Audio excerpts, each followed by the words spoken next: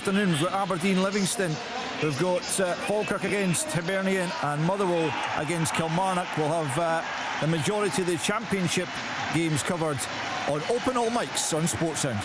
Scottish football lives here. This is Open All Mics from Sportsound. Go! Go! From BBC Radio Scotland. Yes, welcome to Open All Mics on Sportsound here on BBC Radio Scotland. 3 games in the top flight go ahead. Dundee United against St Mirren postponed because of a waterlogged pitch up at Tannadice, and 4 games also in the Championship. We've got people at 3 of those, so we'll keep you right across any goals that go in, and indeed in League 1 and League 2 some big games as well. Try and keep you up to date with as many of the goals and major incidents that occur across Scottish football over the course of the afternoon. The Motherwell game is already kicked off and we're not even at 3 o'clock, so Stephen Craigan will be keeping us up to date with anything that goes on there. And Tam Cowan was talking to me earlier on about Stephen Welsh. Stephen clearly has been taken back to Celtic for now. Do you see a situation where he returns to Motherwell for the rest of the season? Well, of course, the tricky bit is they probably can't sell him now because he can only play for 2 clubs. He's already played for Motherwell, he's played for Celtic now in the Scottish Cup, so it would seem that that's the natural movement, although Jens Bertholascu did say during the week there's a cut-off point where we have to move on. We can't be leaving it to the last day or so. Oh, strike for Kilmarnock, almost the opening goal. Tyrese Jules just swivels around about the penalty spot and puts it past the post. That would have been the perfect start for Neil McCann. Not even a minute on the clock, and the first attempt comes from the visitors. But just on Stephen Welsh, there has to come a point where they say, well, he's not coming, we have to go and get someone else. And clearly they want another centre half. For the player, I'd rather him come back to Motherwell. He would rather come because he wants to play first team football. So it'll be interesting to see how it plays out over the next week or so. He's a player, Mikey, who's really benefited from going out and, as Stephen says, playing pretty much week in, week out, isn't he? I don't think there's any question about it that it's been a wonderful loan deal for Stephen Welsh, and I think it just speaks volumes and speaks exactly to the whole point that's been made about Jens Bertholascu collectively doing such a good job for Motherwell as a team, but individually with some of the players there he's improved them big time, and I think it's exactly what Stephen Welsh's career was needing. What happens from here on in with regards to Stephen Welsh's career, I don't know, but one thing's for certain, this season I think the best thing that could be happening is for him to get back to Fir Park and get involved there.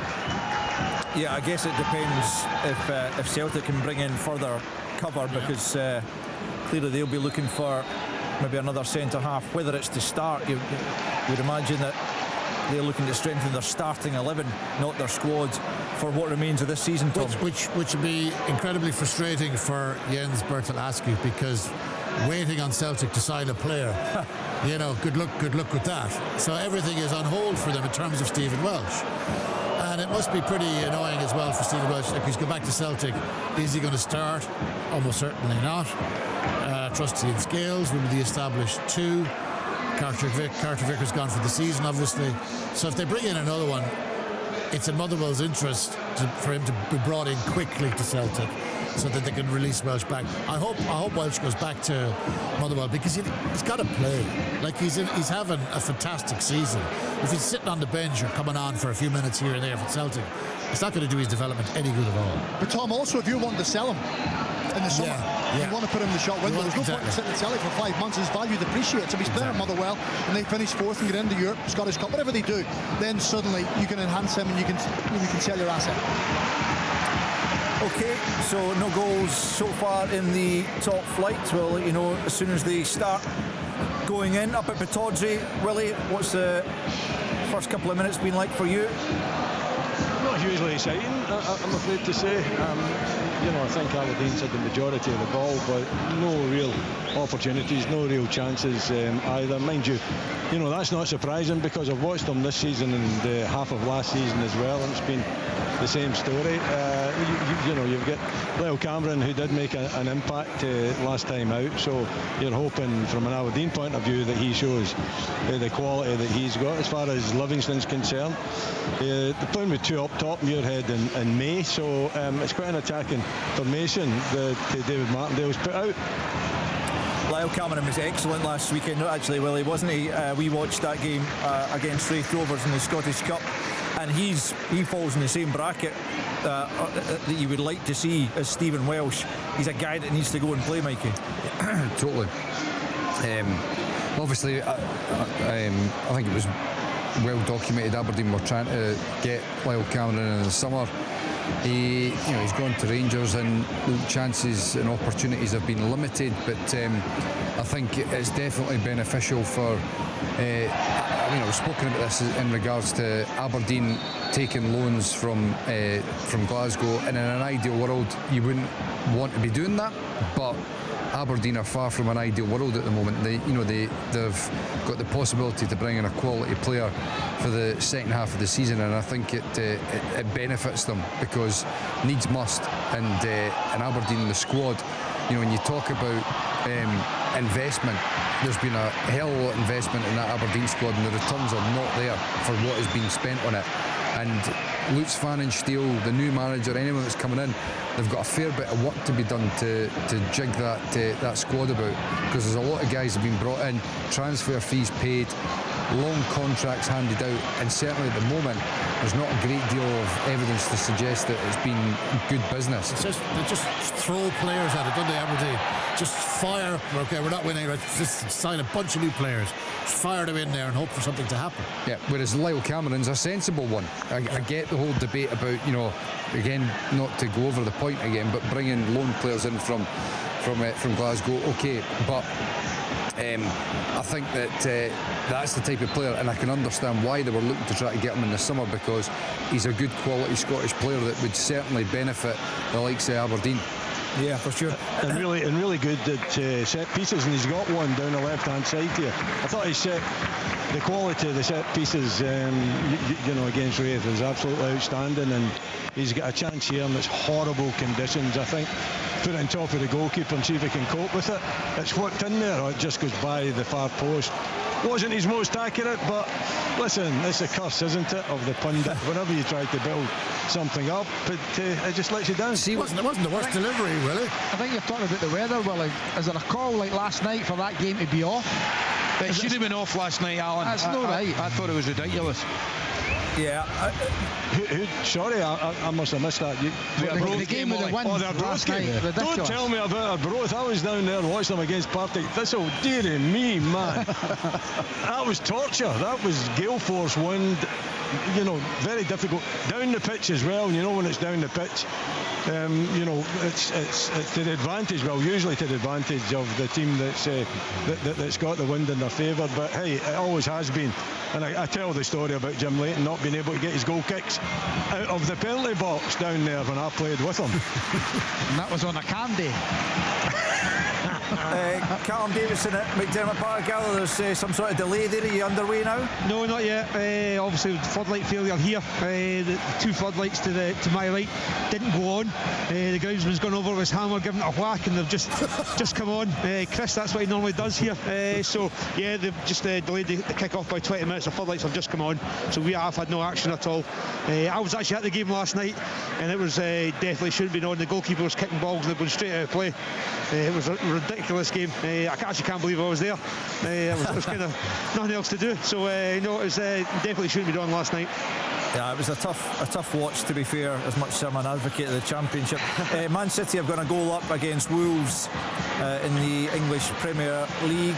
We've not heard from Ian McCall in the opening minutes of Falkirk against Hibs. How's it going there, Ian? We've got a possible penalty check here for Aberdeen. We're just waiting to see what the outcome is. I don't think it is, but was it Lyle Cameron that had the shot? I'm just trying to get a replay of it here. I think it's maybe McGowan that it's come off, but he's kind of turned his back and it seems to have brushed his arm. So, from the replay that I've seen, it's only a very brief replay, not a great angle. I don't know, but they're taking their time, that's for sure. Seen another slowed down opportunity. Might be. Mikey, you like handball? It's not. That might be Wednesday. It's definitely not, because the corner's been taken. I didn't think it was. Yeah, good game here, Al. Rocky Bashiri, Falkirk's playing the first, I think about 10 minutes gone, has been absolutely terrific. But McGrath a really good strike, but then Bashiri got two brilliant blocks, both from Calvin Miller. One went right back to him, and then Calvin Miller again. Barney Stewart looked a handful, but I tell you, it's great watching Bowie against Big Henderson. Henderson's a good centre back for the Premier League, and it's a real physical back. But a good goal for Aberdeen. Yes, Willie. I think it's Bilalovic, another fabulous corner from the right-hand side, and it is indeed Bilalovic that gets the final touch. I think there's a header, the cross into the ball is really difficult to defend from Lyle Cameron. He's just clipped it in difficult conditions, not dealt with. Not too sure who got the touch on it initially, but Bilalovic following up, it kind of rattled off a leg, came back to him, and then he's swiped at it, and it's ended up in the back of the net. It's good kind of a ghost running at the back from the winger, I must say, and the little touch on. But it's all about, I think it's Canusa that gets the touch on as well. But it's about the delivery, and Lyle Cameron's delivery into the box was just quite superb. So Aberdeen take the lead here at Pittodrie. Third goal of the season for Bilalovic as he gets the first goal of the Premiership afternoon. First goal around Scotland, actually, and Aberdeen with the early advantage over Livingston. Well, how do you think? I mean, it's quite clear it didn't take Peter leaving too long to get rid of the back three, and I know the start of the season it felt like they needed to get an extra defender in. It certainly made things a bit more that solidified the back line, but in front of that it was pretty dire, wasn't it? Do they look better? Do they look more comfortable the way they're set up now? Well, they do, yeah. I think the players themselves look more comfortable. I think it was a requirement, wasn't it, from Jimmy Tillane, because he's, the results with the back four were just dire, and when he changed it seemed to, sort out the leaky defence, and that gives the players in front a bit more confidence. But Peter, I think, is definitely a coach that wants to go back to the back four, and they did it pretty swiftly, and they're capable. I mean, Canusta's a very good player, left-sided as well, quite an intelligent left foot, can build up as well as defend, and he's just shown that down to Toppy Keskinen, and Jack Milne's still very young as well, still developing too, but he's adapting pretty well to just playing as a back two as well. Another opportunity for Aberdeen. Aberdeen definitely on the up at this moment in time, and Livingston's really struggling to cope with the pace, and let's go. That you check? It's a goal as Partick Thistle have taken the lead at Slogan. Chalmers, great break down the left-hand side. Tony Watts, the middle, screaming for the square. The ball to be squared to him. Chalmers keeps going. That lovely left foot of his, and drives it beyond the goalkeeper, Russell, in the United goal. It's Partick Thistle ahead. They probably deserve it. Thistle 1, Ayr United 0. Thanks, Check. Partick Thistle a goal ahead against Ayr United. Yes, Stephen. And it's Liam Polworth. I can't remember his record, but he's got a history of scoring against Motherwell because he's been here and he's left. He scored a couple of seasons ago at Kilmarnock. It's a simple long ball up the pitch. Paul McGinn goes to challenge Dackers. He wins the flick. The ball bounces. It's then hooked on over the top for Liam Polworth running through. Callum Ward tried to delay, tried to allow the ball to bounce so we could take it. Polworth nips in, skips round him and rolls it into the back of the net. Imagine it will with a VAR check, clearly it does, but for an offside it was very, very close between Polworth and I can't think who the last defender was, possibly Stephen O'Donnell, but Daggers has been the outball, he's been the threat. They've tried to go direct, they've tried to go two strikers up the pitch. Close. Is he offside, Michael? He looks as if he's very, very close. It's very close. It's very close. I mean, look, this one's, for me, it falls into that category of, have we got a system that's actually accurate enough to tell you whether he's on or off? I don't think we have. And I think in the way you want to see football played, I don't want to see goals getting disallowed. So I'd want to see this given. So you wouldn't want VAR. You wouldn't want VAR involved. I don't want VAR getting involved in that. Yeah. No, it's lovely. Yeah, but last get involved, Michael. Laws of the game. Is he offside or is he not? The line will tell us. Do you think he's offside? I honestly don't know. I understand your thought, and I'm with you on that. But ultimately, lines will be drawn. I would want to stick with the decision that was given. I think he's probably going to be given off here. Do you know that? Yeah, I think the line of the grass. Yeah, he looks. I have to say, see to the naked eye, I just look, because the blue stands out. It looked like it was just beyond the last defender. Probably. By the time it comes, when you see it live. Probably. So I haven't seen a replay, so I don't know. That's a second. It's a second goal for Thistle. They're running a bit of right here at the moment. It's a tremendous ball whipped in. I think it's McPherson with the header. And it's 2-0 Thistle. Ayr United looked all over the place. They're in bits at the back. Thistle fans celebrate the ultras behind that goal. And Thistle 2-0 ahead in the first 15 minutes. Stephen, we're looking at the pictures here. Paul McGinn and Brad Lyons being called in by Nick Walsh. What's happening there? Well, I'm guessing he's calling them both in to say the lines are being drawn.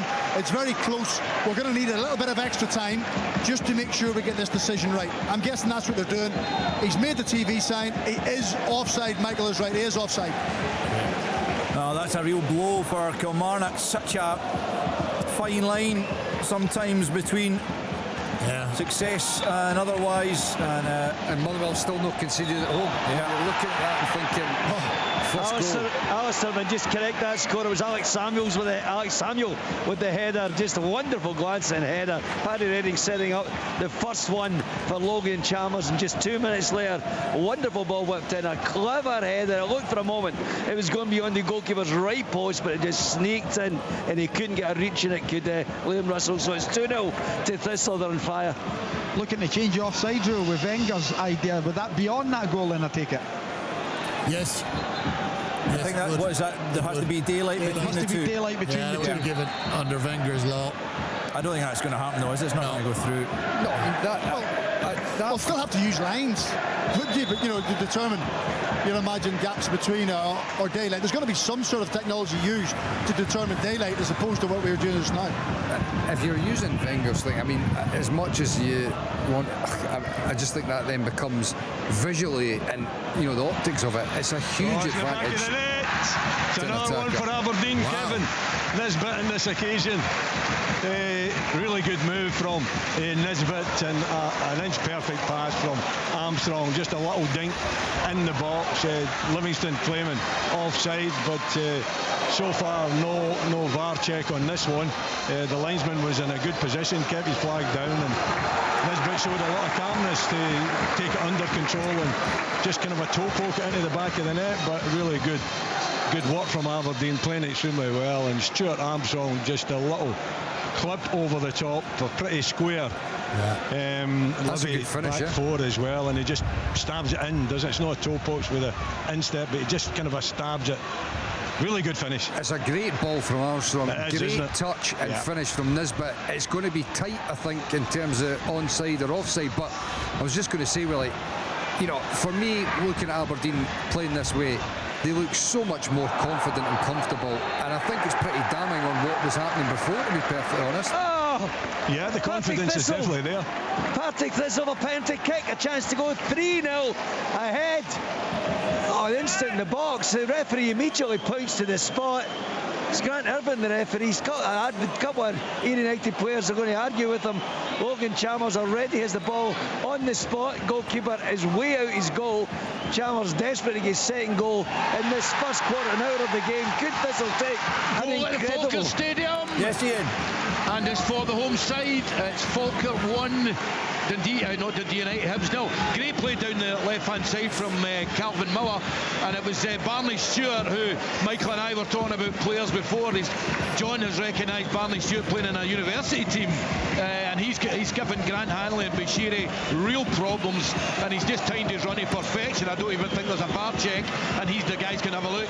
He's just tapped it into an empty net. Here's the penalty kick for Partick Thistle to put them 3 ahead, incredible 3 ahead. Bogart Chalmers taking an age over at the referee. It's Tony McGoal left footed. Oh, goalkeeper saves it. He's down and he put it to his left side. Leah Bristol gets that away, and Thistle missed a chance to go 3 up. Okay, you need to talk me through this one.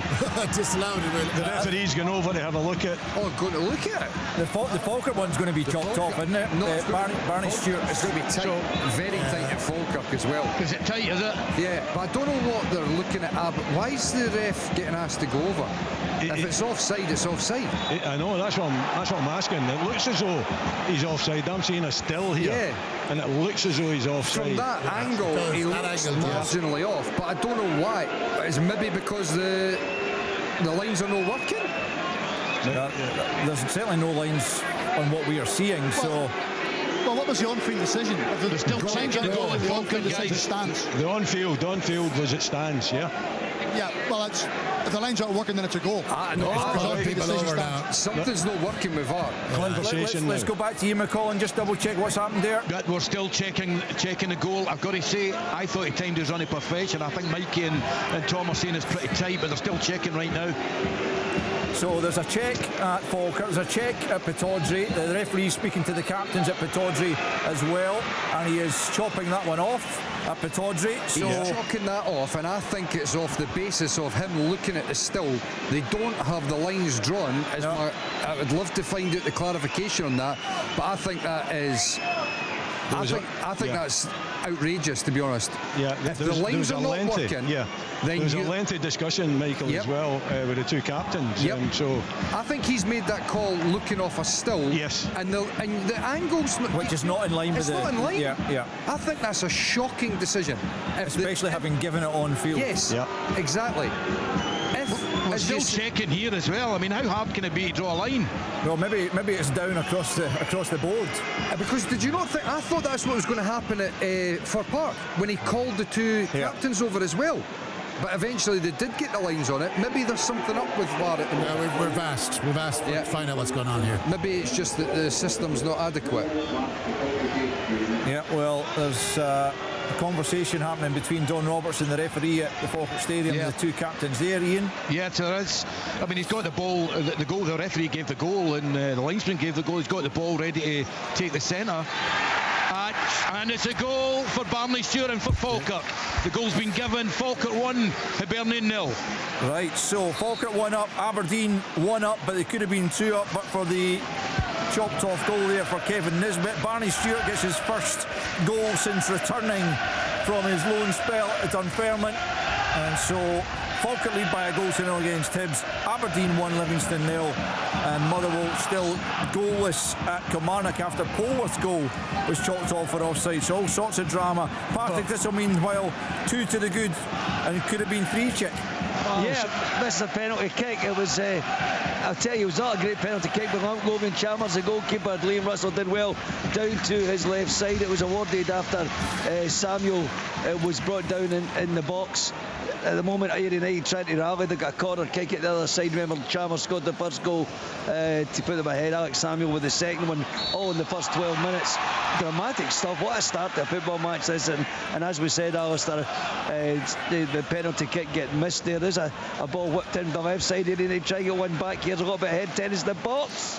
I think that'll be dealt with and cleared by the Thistle defence. Ayr United clearly rattled by that deluge of attacks, which put Thistle 2 ahead. Should have been 3. What a save by the goalkeeper.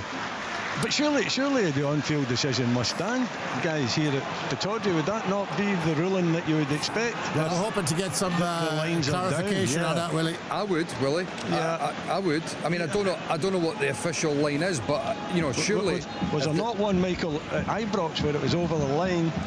It looked as though it was over the line, but the lines weren't drawn properly. There definitely wasn't a flag, Willie, no. No, the flag was down. The linesman gave it. He was on his way back to the halfway line. So, no, the on-field decision was a goal. Aberdeen have been good, eh? Yes, very good. They have been good. They've been good. You know, I think some of the decisions that Peter Leven's made are quite telling as well. You know, in terms of who's not playing. And I just think you look at them and I think they've got an identity already. A few games in charge. It just looks far better balanced. There's a better energy about them. Yeah. You know, you said just before when you put the curse on Lyle Cameron putting that free kick in, I thought Topi Keskinen did brilliantly. You know, taking the defender on, being, you know, positive in the wide areas. And, you know, Bilalovic, the other wide players, come up with a goal already. I just think Aberdeen, already, and I said it before, it's quite damning on what was going on before. Because they look a far better side here.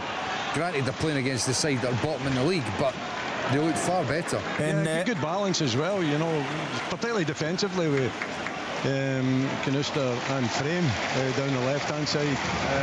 So, no, they're looking as though they're enjoying it, and I haven't been able to say that, and I'm enjoying it as well, and I haven't been able to say that for a long time either. I'm delighted for you, Willie. Thank you, Tom. I'm delighted for you. In League One, Queen of the South have gone a goal up away to East Fife. Jack Stott, 6th goal of the season, has put them in front, and the league leaders, Cali Thistle, have just fallen behind to Alloa.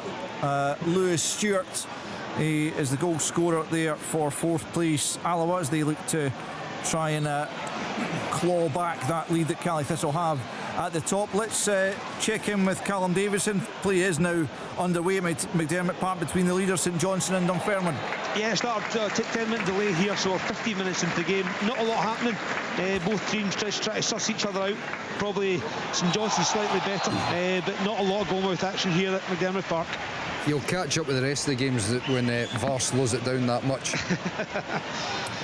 What about you, Alan, at Wraith Rovers against Queen's Park? Anything happening there?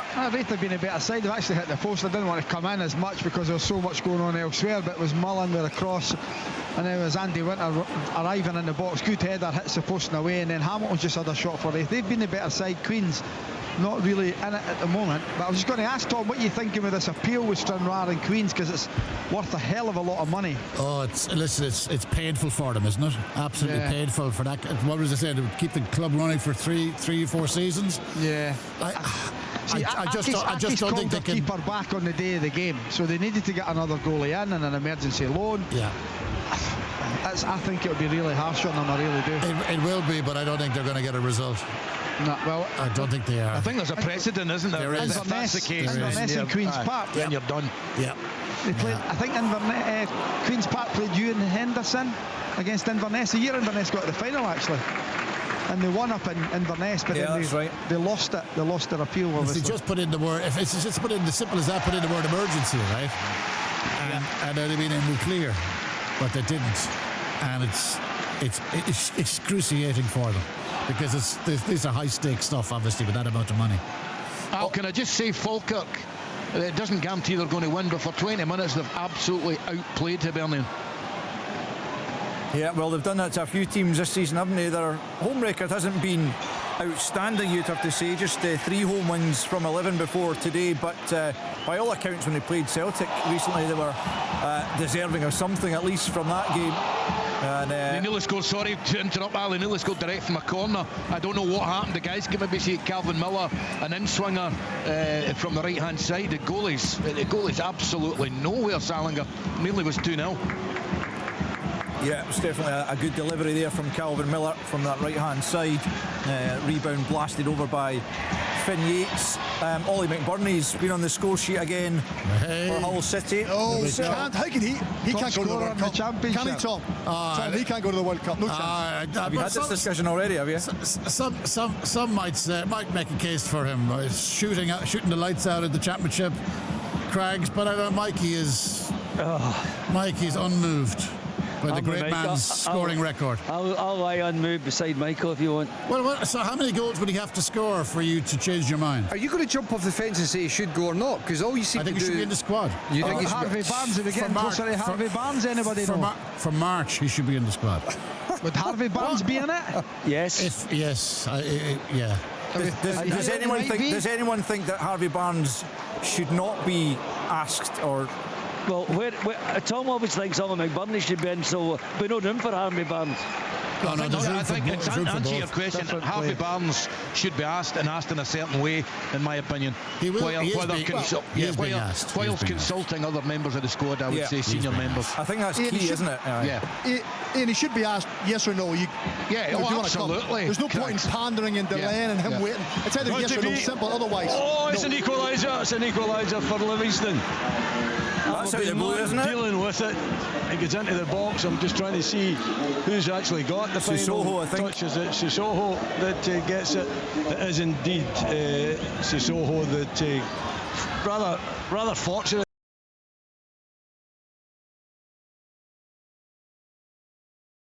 that it fell to him.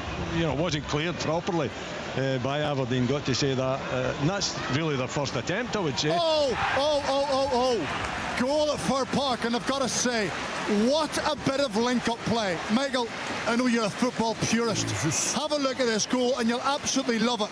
Elijah Just, I think it's Callum Slatter, edge of the box, lovely little 1-2, outside of the right foot, return pass by Callum Slattery. Elijah Just takes a touch and rifles it into the top right-hand corner. That is how you play against a low block and congested players. Wonderful finish, 1-0 to Motherwell. I'm just waiting for the replay, Craigs. I've not seen it yet, but the goal up at Pataudry, I've seen that. It's not great defending, is it, Willie? Really poor defending. Yeah, they haven't been good at defending Aberdeen set pieces in the middle of the defence as well. There is a VAR check. Possible offside. I don't think. That's a lovely I don't goal think from he's Motherwell. offside. I really don't. I think there was perhaps a player offside, but it wasn't the goal scorer. I think he's came onto it from a deep area and not being able to. I think it's just before that, Willie, but Yeah. I'm looking at this goal at Fir Park. Craigs, Usually, absolutely. It's just Usually. brilliant. It's absolutely brilliant. It's so slick, so quick. Justin Slattery, the two of them, brilliant. Top class. Yeah, I think it might be. What a miss. I think it might be, is it McGowan? I think McGowan wins a header. I think he might have been in an offside position. But certainly Sissoko wasn't in an offside position because he comes from a deep lying area. But again, I'm just looking at David Martindale, who knows that VAR is not tending to be his offside. friend, but yeah, you've given it, haven't you? No offside. Yeah. It's a goal. One each. Sam 1-1. Tawdry. Incredible. Mamadou Sissoko's first Livingston goal. Meanwhile, the Nisbet goal that's disallowed if you're interested. Some clarification. Oh yes, go for that. Yeah. It wasn't possible to draw a line on the furthest part of the defender's body. It looked factually offside. However, as the lines weren't drawn, the ref was brought to the monitor to make the call. That's an absolute disgrace. It is, isn't it? That is a disgrace. An utter. I mean, just couldn't draw the lines, basically. Oh my God! Well, the linesman's got a perfect view of it, by the way. Oh, I mean, how long? I mean, look, we can go on about this as much as we want, but when are the clubs actually going to say enough is enough? You know, you're spending good money for a system that doesn't work. Yeah, I mean I mean, and by the way, from Aberdeen's perspective, they were looking at going 2-0 up and playing really well. They're now 1-1. Yeah. How can they not draw the lines? What's the reason? I don't think we've heard that, but presumably for some technological reason. I think the last defender was blocked, partially blocked, couldn't get the lines on. But is that not what the whole system's about? You calibrate it. I mean, I give up with it. I honestly couldn't draw. Don't do that, Michael. Don't do that. I couldn't draw the lines. I mean, no, I give up with VAR, Willie. I mean, seriously. Oh, it's the second for Livy. Quite incredible. Oh, wow. Where are the defenders, Willie? Oh, I don't know. It's a set piece. It's played to the back post. It's headed down. I think it's McGowan that gets the final touch there. He just simply taps it into the back of the net. Oh, dearie dear. I mean, Aberdeen going from, as you said, the possibility of getting that second goal and possibly being out of sight. Muirhead, will it? Is it Muirhead that gets it? On the rebound. Where is the defence? And what's Mitov doing? He just palms it back out, doesn't it? But look at the defence. I mean, they've got to pick. So it's a free shot, and it's McLennan that gets free. The touch, but McLennan puts it back with a pass. You know, this is a high ball going into the box, and McLennan gets himself free, and he gets his left foot on it. How does he get himself free in that position? Obviously, they will check it, and we're waiting to see what the decision is. But the defending, dreadful. shocking defending. On two occasions. They've got, I mean, they've shot themselves in the foot defensively. Great save from Bain, great header from Grant Hanley for Hibernian, great cross into the box. He's powered on target, and I think it was a save he had to make, but it was a good save nonetheless. Corner Hibs. Tell you what, this is a dramatic first half an hour, isn't it? All sorts of stuff happening non-stop, just what it's always like. Mikey, if the Aberdeen decision's as bad as that, it's the effect it has on other clubs, other games. Yes. With Kilmarnock, for example. Exactly. If Livingston going to win, crazy. Yeah, well, I mean, obviously in Kilmarnock, they've scored a goal that was very tight as well. I mean, granted, I think when you look at the replays, you're probably saying, yeah, it's probably the right call that he was offside, but still close. And then to get a decision at Pittodrie, because if Aberdeen go 2-0 up, and the way they were playing, I don't think you'd have seen, this turnaround as quickly as this. Stranraer have gone a goal up through James Dolan, and that is the only goal that's gone in Scottish League 2. In fact, they've scored a second against East Kilbride in quick fire fashion. So East Kilbride 0, Stranraer 2, Dolan, and then Cleland has added to that. Dean Cleland with his first goal in the league this season, adding to James Dolan's third. Let me just run you through all the scores, just because there has been an awful lot going on. It's Aberdeen 1, Livy 2, Falkirk 1, Hibs 0, Motherwell 1, Kilmarnock 0. The only goals in the Championship have come at Firhill 2-0. Thistle lead against Ayr in League 1. Queen of the South leading away to East 5 by a goal to 0. Alloa leading at Inverness Cally Thistle. And as I mentioned, in League 2, a couple of goals just gone in at the K Park as Stranraer go 2-0 up on second place East Kilbride. That would be something of a surprise if they go on and win that one. But plenty happening in these early stages, no doubt. What's your thoughts of people with that St Mirren goal against Livingston? I was at the game, didn't see it, and then I listened to Davey after it. I thought it would have been a lot clearer than it was. I didn't think it was a foul. No, neither did I, Alan. He's pretty cute though, Gogic, I'm telling you that. Very cute. He likes a little tug of the jersey and a tug of the hands. He uses that well. You couldn't see it. I couldn't see if he did tug him or not, but David Martindale obviously proclaiming that he did. But I know that he's got that kind of experience. He knows how to deal with these situations. As Alex Gogic. Have you seen it? I mean, certainly when I'm looking at it, he's got, but I think he's stolen a march on the defender. He's pulled him actually into the challenge, if anything. So I think it's one of those where it's had zero material effect. If anything, he's actually dragged the defender closer to where the ball was. The defender had lost him. That was my view when I looked at it. The thing is, I think if the referee gives the free kick, I think VAR just leaves it. Yes, I would agree. It's one of those ones, isn't it, where they would just say, no, it stands as is. I would agree. Oh, off the crossbar! Oh, it's John Jules again with the header. That's when Motherwell can be a little bit vulnerable against Kilmarnock. They're a big, strong side. Neil McCann's side, I have to say, have been very good this afternoon. They've been really diligent in how they've pressed and how they've won the ball. They've tried to play three up top, and set plays and crosses into the box. But it's a delightful cross in from Dominic Thompson. And Tyrese John Jules gets a clean header, but unfortunately for him, bounces off the crossbar. You talk about luck when you're at the bottom of the table. You always feel it goes against you, and that's the second time Kilmarnock will feel this afternoon things have gone against them. Craigs, looking at the park now, you would have been accustomed to that at Fir Park at the time, but the last sort of decade or so, the park's been outstanding. But I'm looking at it, and it looks really quite bare and cut up, doesn't it?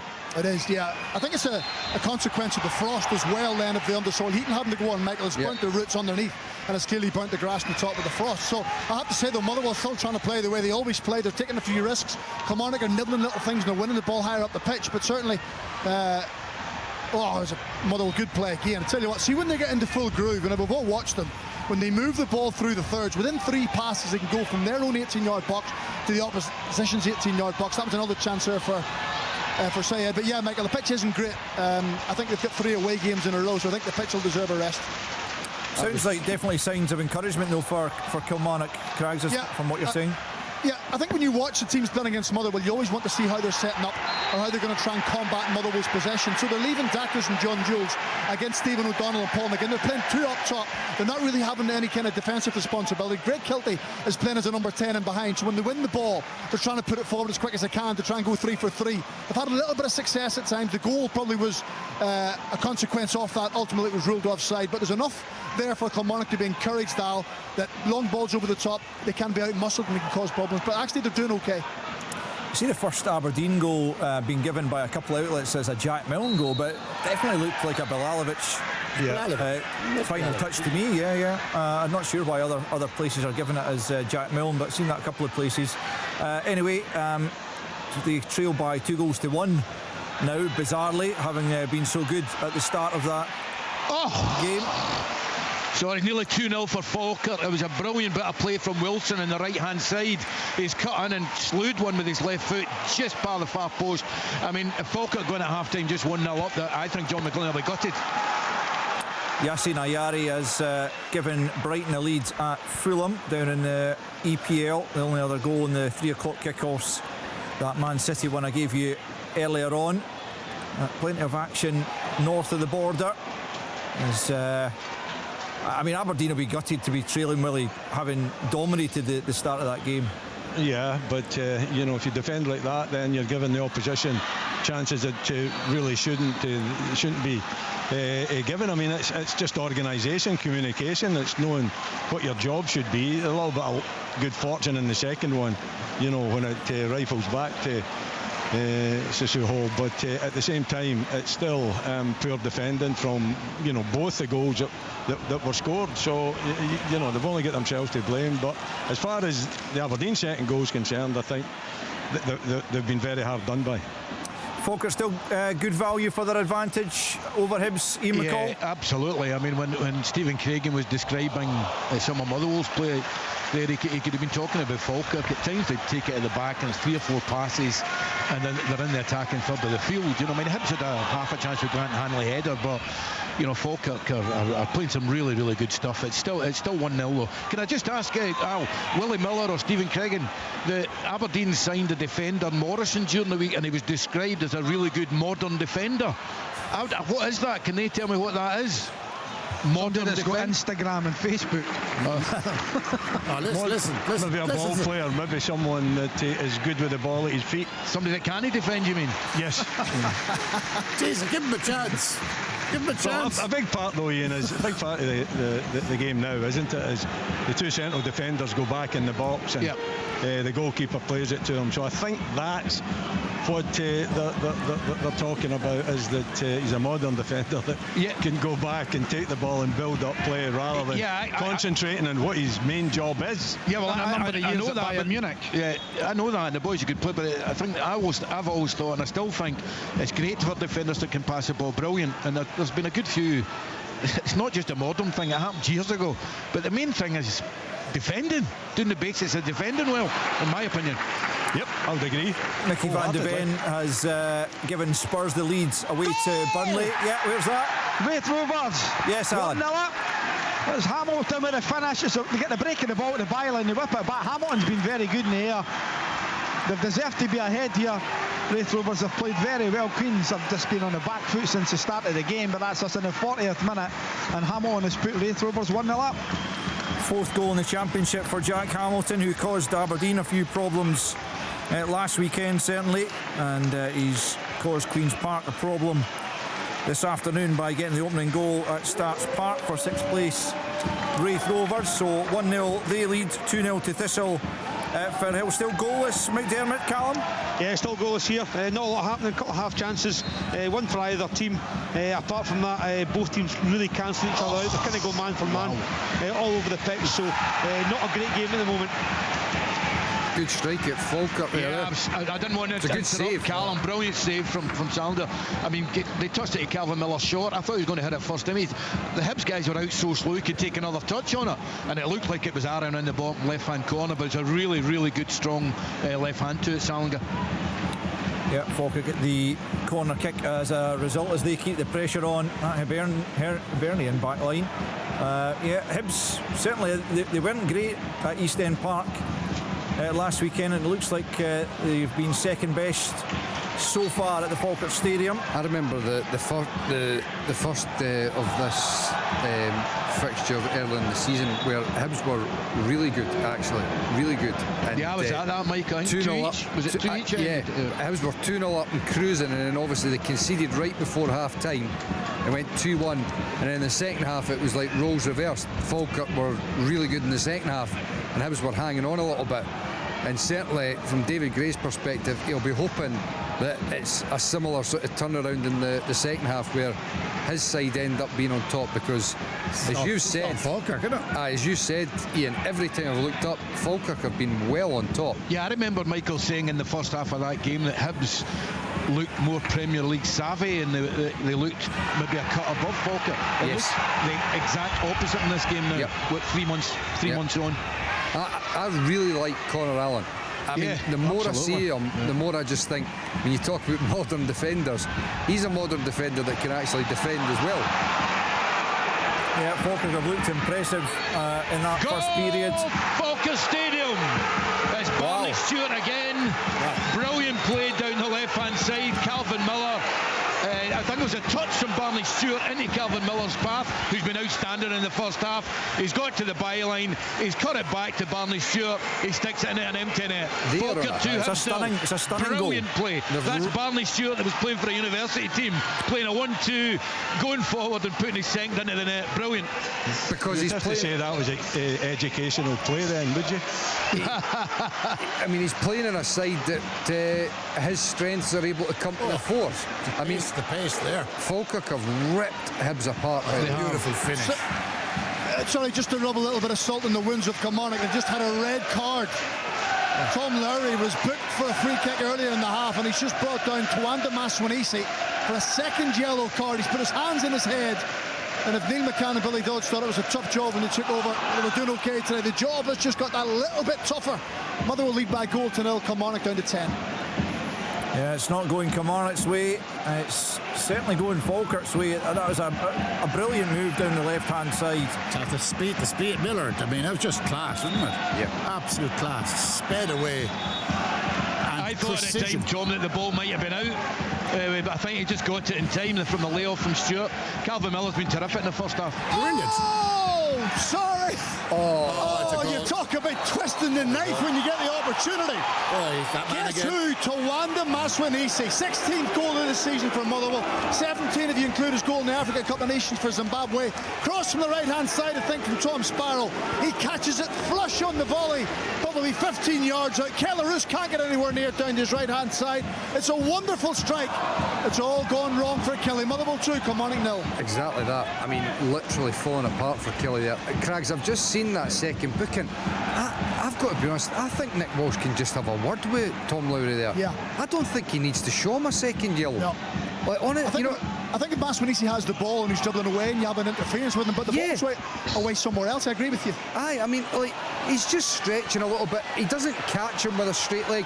It's a foul, totally. Just have a quiet word with him. It's a great finish. That is a great finish. Really good finish. Number 11 in the Premiership. That takes him level with Lawrence Shankland as the top scorer in the top flight. Tawanda Maswanisi. Sorry, Al, we've just had another booking. One of our former friends has just been booked on the touchline. I think it's Neil McCann. He wasn't happy with the interference along with Maswanisi. Exactly what Michael was saying. So Nick Walsh just flashed the yellow card. Well, things certainly not going Neil McCann's way in the Gilly dugout. Motherwell applying further pressure. And Aberdeen still in the search of an equaliser. Does it look likely to come in that latter stages of the first half? Well, they've kind of recovered from, losing these 2 goals, and they've started to take control of the game again. But it's difficult to say, isn't it? When Livy are 2-1 up, that they kind of go into a more defensive shape, and Aberdeen have more of the ball. They haven't created much, though. They've looked as though there's a possibility of creating. What a brilliant goal that is from Wraith Rovers. Absolutely magnificent. From one end of the pitch to the other is Josh Mullen. It's a great piece of play. East into Brown. Brown's ran from the edge of his own box. Wide right, played through, and it's an inch perfect cross to Mullen at the back post with his left foot, knocking it back across the keeper. Brilliant stuff from Wraith Rovers. Wraith 2. He's Pat Nell. Thanks, Alan. Queen of the South have got a second against these Fives. A Kai Kennedy penalty, his 4th goal in the league this season. As half-time at Fir Park. Yeah, I was going to say half-time there. Come on in, yeah. We'll get the full story of that first half from Stephen just shortly. Was that Nicky Devlin going into the book at Pittodrie? It is, Willie? yes, it is, yeah. It's a rash challenge. He's a bit frustrated. Half-time at Firhill, 2-0 to the Jags. Thanks, Chick. We'll hear more from you just shortly. So, quite a few Killie fans heading home by the sounds of it. Yeah, it's going from bad to worse for them this afternoon. Josh Mullen putting Raith Rovers 2 goals to the good with his 2nd league goal of the season as they lead half-time at the Falkirk Stadium, Al. Falkirk 2, Hibernian 0. Thanks, Ian. So just Pittodrie in the top flight in terms of the game still underway. We've got 7 minutes to be played yet. That's what the board was saying. Half-time at Raith Rovers 2, Queen's Park 0. Right, silence. Also half-time in Airdrie, where it's Airdrie 0, Ross County 0 in the game at the foot of the table there. And last we heard from Callum, it's still St Johnstone 0, Dunfermline 0. That would be certainly good news for Partick Thistle if Dunfermline could take something off St Johnstone in Thistle's quest to claw back the Saints' lead at the top of the championship. So we'll get round all the grounds at half-time and bring you the story of the first periods throughout once we hit half-time. Pittodrie. Well, I mean, Pittodrie is now, I'm looking at it and I'm thinking, like last night, it just becomes a game of attrition and desire and will to win. I mean, they started really brightly. Yeah. They're now 2-1 down at home. It just becomes like how much do you want this? Indeed, yeah, and Livy are going into that very solid shape as well, making it as difficult as possible. They were pretty open in the early exchanges, Livingston, but now that they've got their nose in front, it's a goal! It's a strike into the back of the net. It's Kevin Nisbet. It's Keskinen, brilliant. Doesn't deliver enough. He's worked down the left-hand side. Fabulous cross into the box, and there's Kevin Nisbet. Easiest opportunity. He just is it? It's Frame. It's Frame with the pass. It's Frame with the pass, isn't it? With the cross.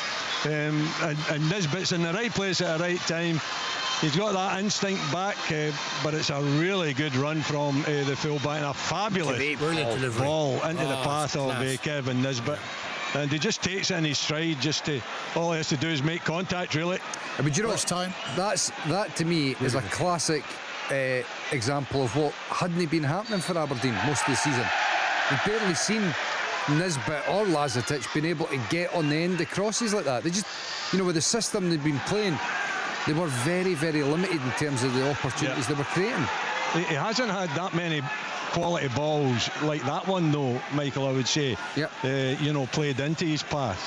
Keskinen does carry the ball well and gets up to a certain point, and then it usually falls down. But framing that occasion there, just a perfect. You couldn't. Defender going back towards his own goal. If he touches it, it ends up in the back of the net as well. So it's just a perfect cross into the path of Nisbet. A couple of goals to tell you about just before half-time in England. Axel Tuanzebe's equalised for Burnley against Spurs. That's 1-1 and it's gone half-time now, as it has at Man City, where they've gone 2-0 up just before the break. Antoine Semenyo giving them a 2-goal lead against Wolves in the English Premier League. We're almost at half-time at Pittodrie. We are at half-time in the other 2 games in the Scottish Premiership. Falkirk and Motherwell both leading by 2-0. And in the Championship, goals at Firhill and at Starts Park, 2 apiece for Partick Thistle and Raith Rovers. We'll get round all the grounds just shortly to hear the stories of those games. But it's a bit of a goal fest at Pittodrie in that first half, 2 apiece. And it's not quite finished yet. You see what I thought I'm surprised as well. Well, I don't know if you saw it, but just when Aberdeen scored that second goal, what I thought was quite telling and quite good to see was Peter Leaven was out the dugout and he was like having a real go at the players, urging them get back, as if to say, hurry up, come on. And I get the whole thing about, you know, a manager being very placid and never getting up nor down and a very calming influence. But it got to this stage with Jimmy Tilleen, you were looking for something. You were looking for, you know, some sort of like passion, something to drive the team on. Peter Leaven was certainly showing that in spades there just now when they went 2-2. I don't think it was Jimmy's nature, was it? It wasn't to be, you know, too over enthusiastic. But Peter Leaven in the drive. Oh, it's another one! It's another one! It's a third one for Aberdeen. Quite incredible. Kevin Nisbet. He can score. He can thrive. I think it was it. Sorry, it's Keskinen this time. Keskinen this time, was it? That put the cross in. Same type of build-up down the left-hand side. Keskinen drills it low across the face. And dearie me, when I was sitting here before kick-off this afternoon, did I think I would be seeing 5 goals in the quality that I've been watching? Absolutely not. It's turned round for Aberdeen, and Peter Leaven had a big part in it. Absolutely spot on, Michael. Well done in spotting that. 3-2. Almost is an exact carbon copy. So similar to the last one. Great goal. They've actually scored 4 goals in one half of football, Willie. 3 count. Yeah. Yes, I know. I'm kind of I'm worried about my own health here. My heart is racing. Nisbet should have a hat-trick. Yes. Yeah, arguably should have. That's his 3rd goal of the season. Oh dear. Oh dear. Come on. Possible offside. There we go. No, he's pointed to it. He's pointed to the spot. Okay. So it is 3-2. Okay. And it's half time. Great stuff. Action-packed first half at Pittodrie. Plenty of goals going in around the country. We'll get the story of all the games we've been covering so far just after we hear from, we'll just get the half-time scores. I don't know where I'm going with that. Scottish football lives here. This is Open All Mics from Sports Sound. Goal! From BBC Radio Scotland. If you're up late, we're up late. And so is Lynn Hogan. When everyone else is having hot cocoa and putting the bins out, some of us are just getting started. Up Late is a new place to bring together a community of night owls, back shifts, deadlines, can't sleep, won't sleep, caregivers, cab drivers, and all of our nocturnal neighbours. So whether you're a creature of the night or just out walking the dog, join me, Lynn Hogan, Monday to Thursday, and Ashley Story on Fridays. Because if you're up late, we're up late. Up Late on BBC Radio Scotland. Weeknights from 10 on digital radio or ask your smart speaker to play BBC Radio Scotland. This is Open All Mics on Sports Sound on BBC Radio Scotland, and half-time around the country. Let's get the story of the various first halves. We'll start at Fir Park, where Stephen Cragan's been watching Motherwell against Kilmarnock. I have indeed, Al, and it almost looked as if Kilmarnock had taken the lead within the opening minute. Therese John-Jules turned in the penalty spot, fizzed the ball past the post, and you just wondered, was that going to be a thing, the way things were going to go for Kilmarnock this afternoon, a positive start? They thought they had actually taken the lead after 12 minutes. Liam Polworth latched on to a flick on from Dackers. He rounded Callum Ward and rolled it into the open net. After a bit of a delay, we'll have to say, it was ruled out for offside. We're still waiting to see whether the lines were working, whether they weren't. Anyway, the goal was disallowed, and you just felt at that stage, Kilmarnock, because they were slightly in top, they probably needed that goal, because the opening goal did come from Motherwell after 28 minutes. Elijah Just, who's been a shining light for Motherwell, continued throughout this season. It's a wonderful piece of play on the edge of the box, a lovely 1-2 with him and Callum Slattery. Eventually Elijah Just goes through and just rifles it into the top left-hand corner past Keller Roos and goal. I have to say it was a terrific finish and a terrific all-round play. Therese John-Jules then went close again, crashed the header off the crossbar around the 35-minute mark, and then you start to wonder, Kilmarnock have had chances, they've had a goal ruled out, how are things going to pan out? Because then they had to send it off. 44 minutes. It was Tom Lowry, had been booked earlier in the half, I think for a foul on Tawanda Maswanisi. Then we get booked for a second one. It seemed a little bit soft. Nick Walsh was very quick to go to the pocket to give him a second yellow card, and then just to rub the salt into the wounds. A minute later, Tawanda Maswanisi made it 2-0 for Motherwell. Good play down the right-hand side by Tom Sparrow. Stood up a lovely cross into the box, and Maswanisi, who's been on fire this season, lots of links to Rangers, to Celtic, the clubs abroad. He just caught it sweet on the right foot with a volley into the bottom right-hand corner past Keller Roos. Neil McCann and Billy Dodds have got their work cut out.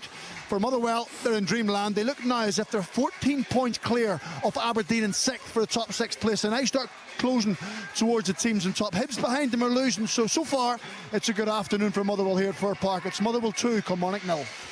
Thanks, Stephen. And we'll hear if Kilmarnock can make some sort of recovery in the second period with just 10 men at the Falkirk Stadium. Ian McCall's been watching Falkirk against Hibernian.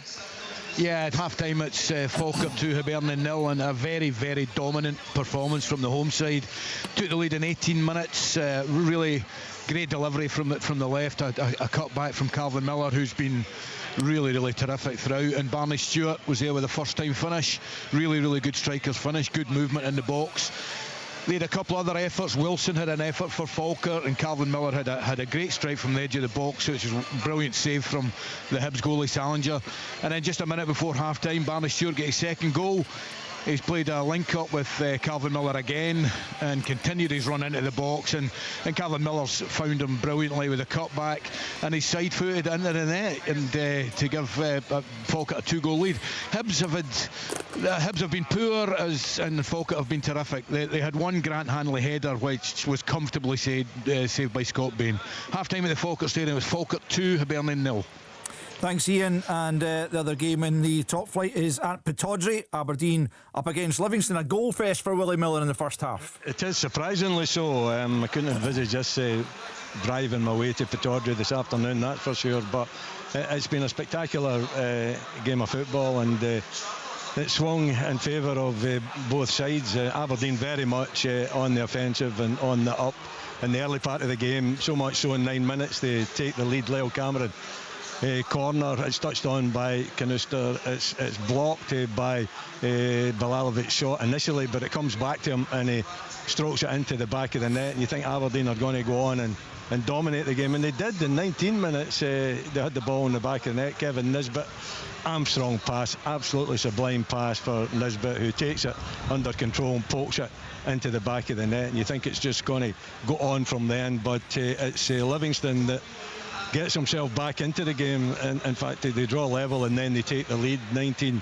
minutes was the first one. A McGowan header a set piece again. Aberdeen just can't make first contact in these set pieces. It goes on to McLennan, who has the shot blocked, and a little bit of good fortune it falls for Sissoko, who rifles it into the back of the net. And then in 32 minutes, very quickly after that, Aberdeen give up the second goal, and another ball into the box again.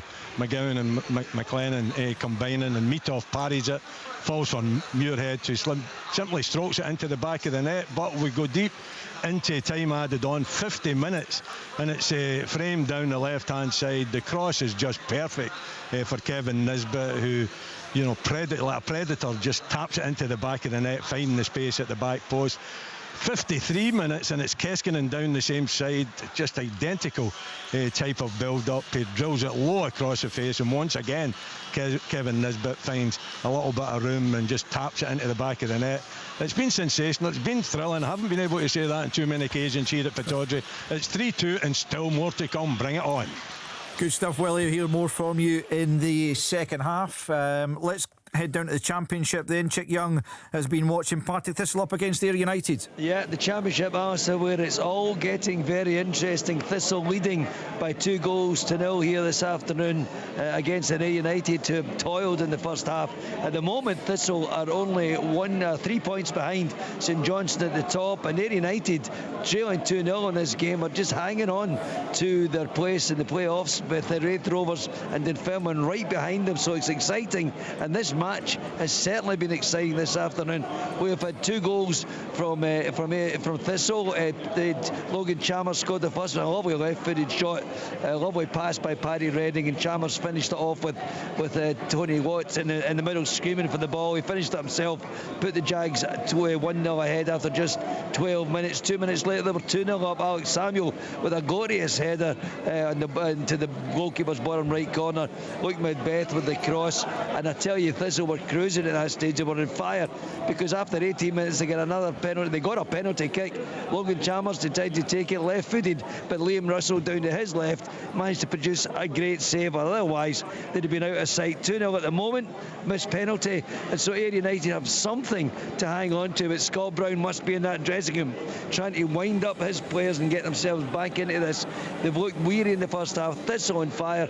But I tell you what, I was here a couple of weeks ago and watched George Morton 2-0 up against Partick Thistle, and Thistle came back to win 3-2. So it's Firhill for thrills. Firhill, anything can happen, but at the moment it's all happened in the first half. It is at half time here. Partick Thistle 2, Ayr United 0. Thanks, Chick. Second half's beginning to get underway around the country. Stick with us here on Sports Sound. You won't miss a thing on Open All Mics. Scottish football lives here. This is Open All Mics from Sports Sound. Go! From BBC Radio Scotland. We've kicked off the second half, certainly at Fir Park. Stephen Craigan will keep us up to date with any early second half action. But let's get the half-time account of the game at Starts Park between Raith Rovers and Queen's Park with Alan Preston. Half-time score, Raith Rovers 2, Queen's Park now. It's been dominant from Dougie Emery's men. Andy Winter had a header smashed off the post 13 minutes. Then Hamilton had a shot just wide. Hanlon then a knock back to Hamilton. You think he's 4 yards out, just hit it into the goals. He misses it completely, but he made amends for that in 39 minutes with a really good move down the left-hand side. Ball's cut back to him, and there he is, smashing it in the top corner for 1-0. It was 2-0 right on the 45th minute. East, a really good move. They were defending a corner, East into Brown, and his perfect cross found Mullen, who put it in the back of the net for 2-0. Dougie Emery's men on the march. Queens, if this stays the same and County get a win, they go bottom of the league.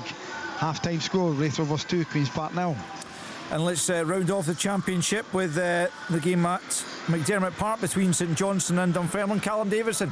Yeah, there was a 10-minute delay due to floodlight failure here, and there seemed to be a delay in any sort of excitement in this game. It actually took till the 28th minute for the first shot on target, which fell to Todds from Dunfermline. They had a couple other half chances, both falling to Rudden, but he didn't manage to put it away.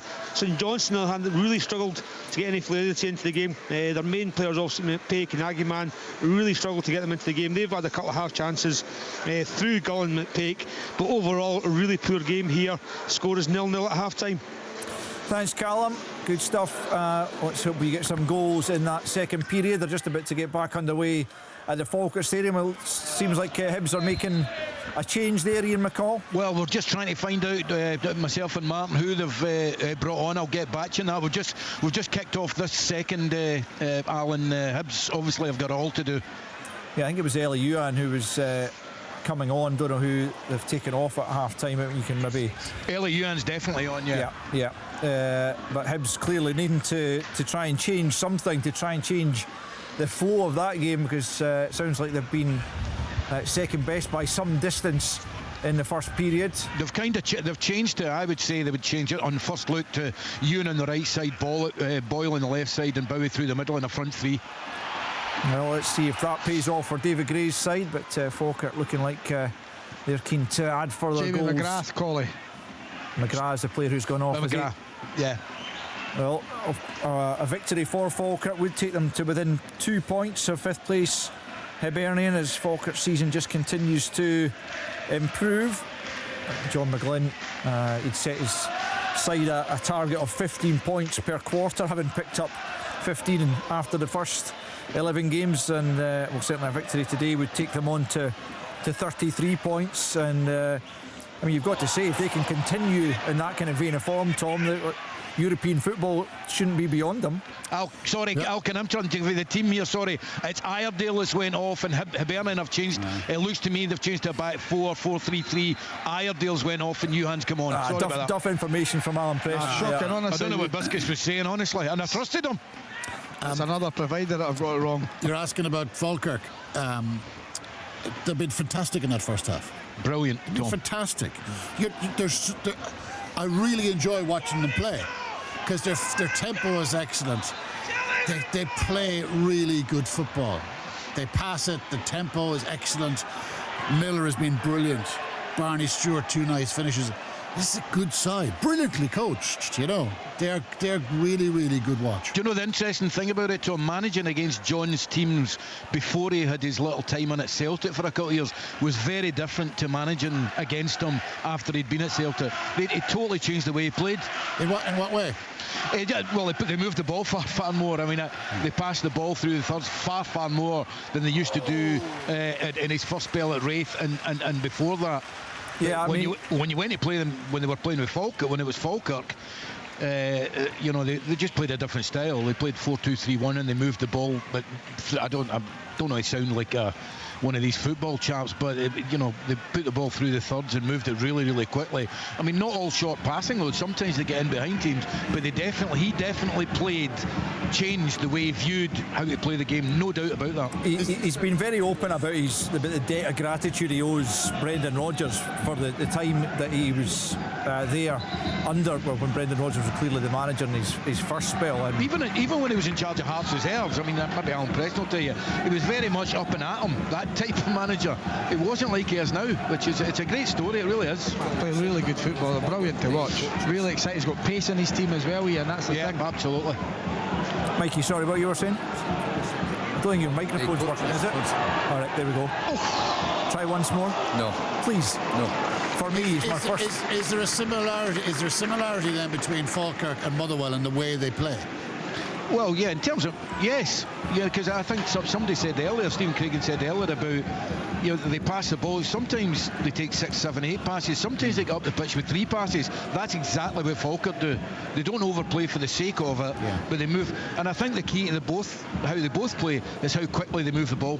Because if it's done a wee bit slower, it's probably not as effective. But when they're at their best, goodness me, it's just really, really slick.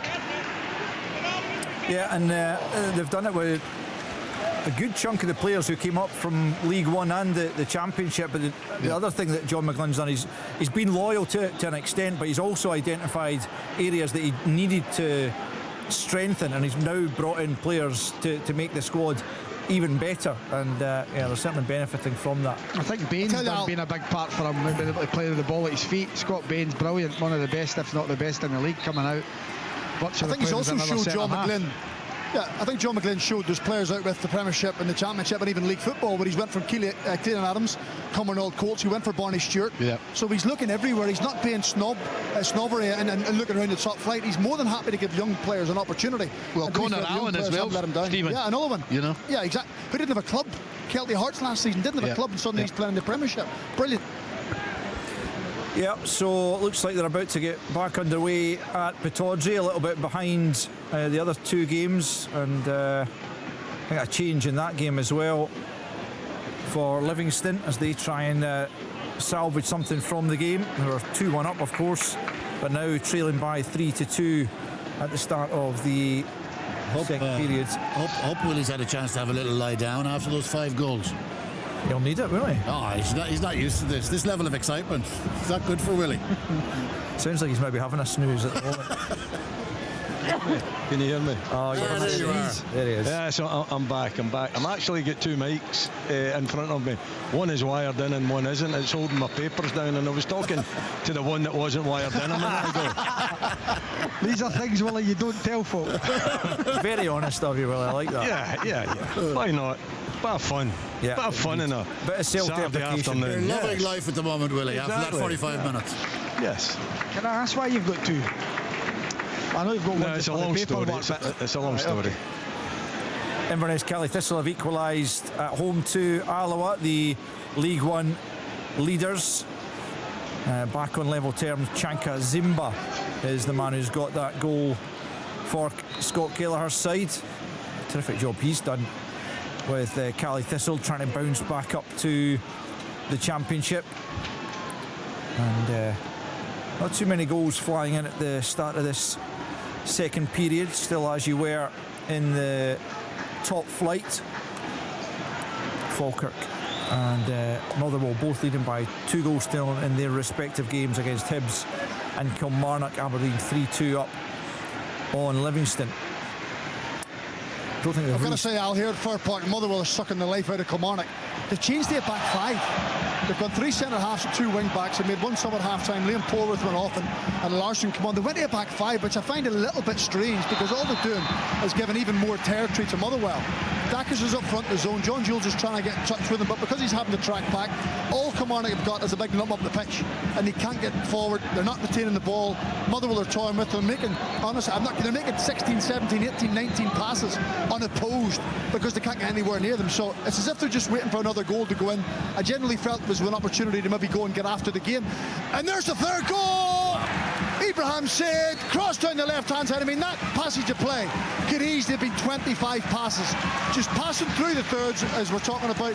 Nobody making any tackles, nobody making any contact. Longello fires the ball in, somebody misses it near post. Said controls the 6-yard box, back of the net. This could be anything Motherwell want. It's Motherwell 3, Kilmarnock 0. Wow, just a second goal of the season for Ibrahim Said, but that surely puts that game beyond any doubt now. 3 points look sure to be heading Motherwell's way as we see a shot of Neil McCann, who just looks bewildered on the touchline there, Tom. He's going to be frustrated, he's going to be angry, and I suspect he's going to be really demoralised by the end of play today. It's a nice finish, it's poor defending again, but Motherwell are a very, very good team. They're a very good team. They've got so much going on in this side, you know. A lot Tom, of I agree with you. There's so many many facets. There is. You know, layers and can layers. get forward, they can control it midfield. Elijah Just is a joy to watch. Maswanisi gets goals, and their best player's not even playing. Elliot Watt is missing. Yeah. So Priestman's come in, but I mean, I have to say, at 1-0 it was an even game.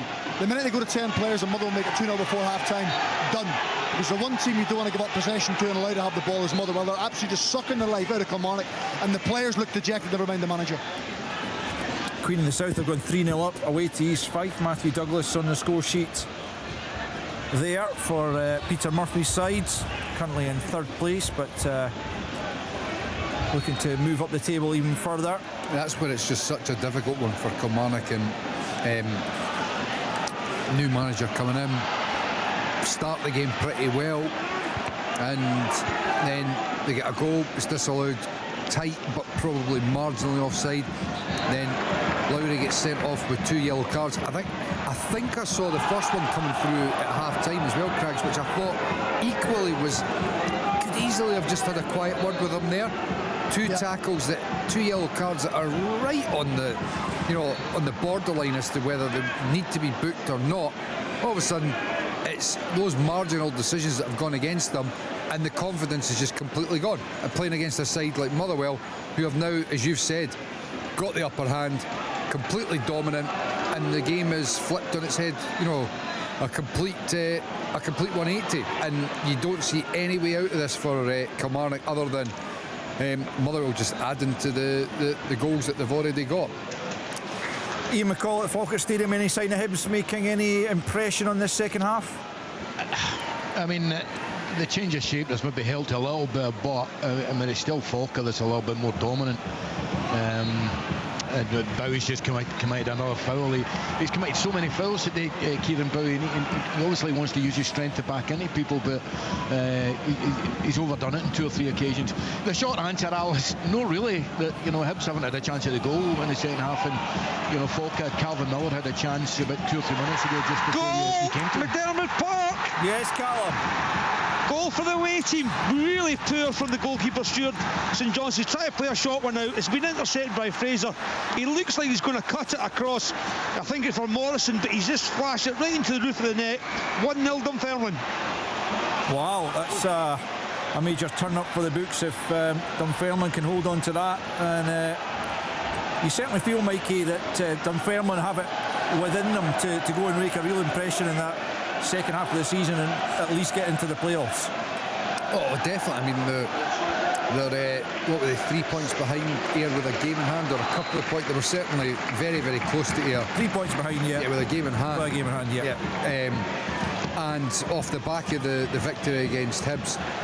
And I think, you know, with a manager like Neil Lennon, he's somebody that is capable of pushing and stretching the team to get that little bit extra out of them. And when it comes to, you know, a close battle to get into the playoffs and things like that, you know he's going to be, you know, motivational and driving them forward. And going to McDermott Park, getting themselves 1-0 up. I mean, if they're able to get a victory there as well to back up the victory they got in the cup against Hibs, then it really sets them up, as you've just said, nicely for the second half of the season here to make a tilt at the playoffs. A decent value for that lead, Callum? It's a pretty even game, really. I don't think either team really deserves to be in the lead. It's just one mistake by the goalkeeper. Obviously in the 49th minute, they've just obviously started the game again, second half again. So, you know, they've actually been really brave today. They've actually kind of gone man for man. all over the pitch. They've stopped St Johnstone sort of playing the sort of free sort of flowing football and made it really difficult for St Johnstone. Then the goal comes out the blue, really. But you can say on their piece they're probably slightly better.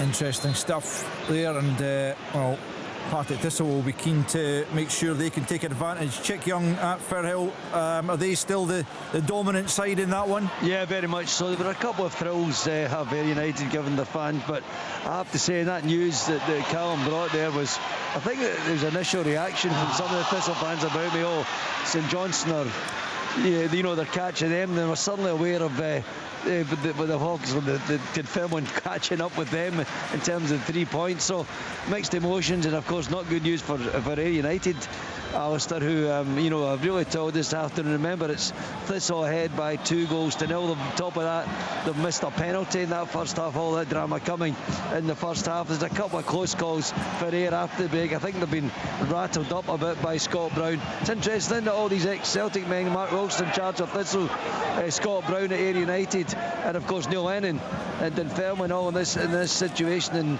trying to get their clubs into the playoff. They've had a change. They brought on Curtis Main, have Ayr United. I wonder too, George Oakley's back after a long time. I wonder if they might see him in the hunt for a goal for Ayr United in this second half, but they just can't get themselves into it. It's still 2-0 to Thistle. Thanks, Chick. Goal at the Falkirk Stadium. Yes, Ian. It was for you just came from it was for Hibernian. It was a brilliant corner from Jordan Obita. I'm not quite sure. It was Bashiri that got it. Well, it was a really good corner. Would you question Bain? I don't know. It was 3 or 4 yards off the goal line, but it was a really nice trajectory of a ball. Hibs are right back in it. Bashiri with a header. So it's Falkirk 2, Hibs 1. Yes, it's a goal for Ayr United. They have got themselves back into it. I think it's Curtis Main. It's played into the box to get. There's a real great courageous block by one of the Thistle defenders. It comes out again. I think it's Main who's... Yeah, I think it's been given for Main, certainly. Yeah, who's driven it back into the goal. So it is 2-1 now, and Evan to play for. It was a left-footed shot just inside the box. Curtis Main confirmed the half-time substitute. Makes it 2-1, and Ayr United back in this. So Ayr United back in it, and Hibs back in it as well against Falkirk. Rocky Bashiri with a goal there, and Josh Todd has put Dumbarton 1 up on Elgin in League 2. The 9th place side leading a team just above them, and they would go level on points if they can see that one out. But well, still plenty to play for in most of the games. You would say Motherwell are probably pretty much home and hose, but beyond that, a lot still in the balance throughout. Incidentally, Alan Troughton was sent off for East Fife. They're already trailing at home to Queen of the South by 3-0 and now down to 10 men. But yeah, Falkirk still with a bit of work to do then to see that one out. Willie Miller at Pittodrie.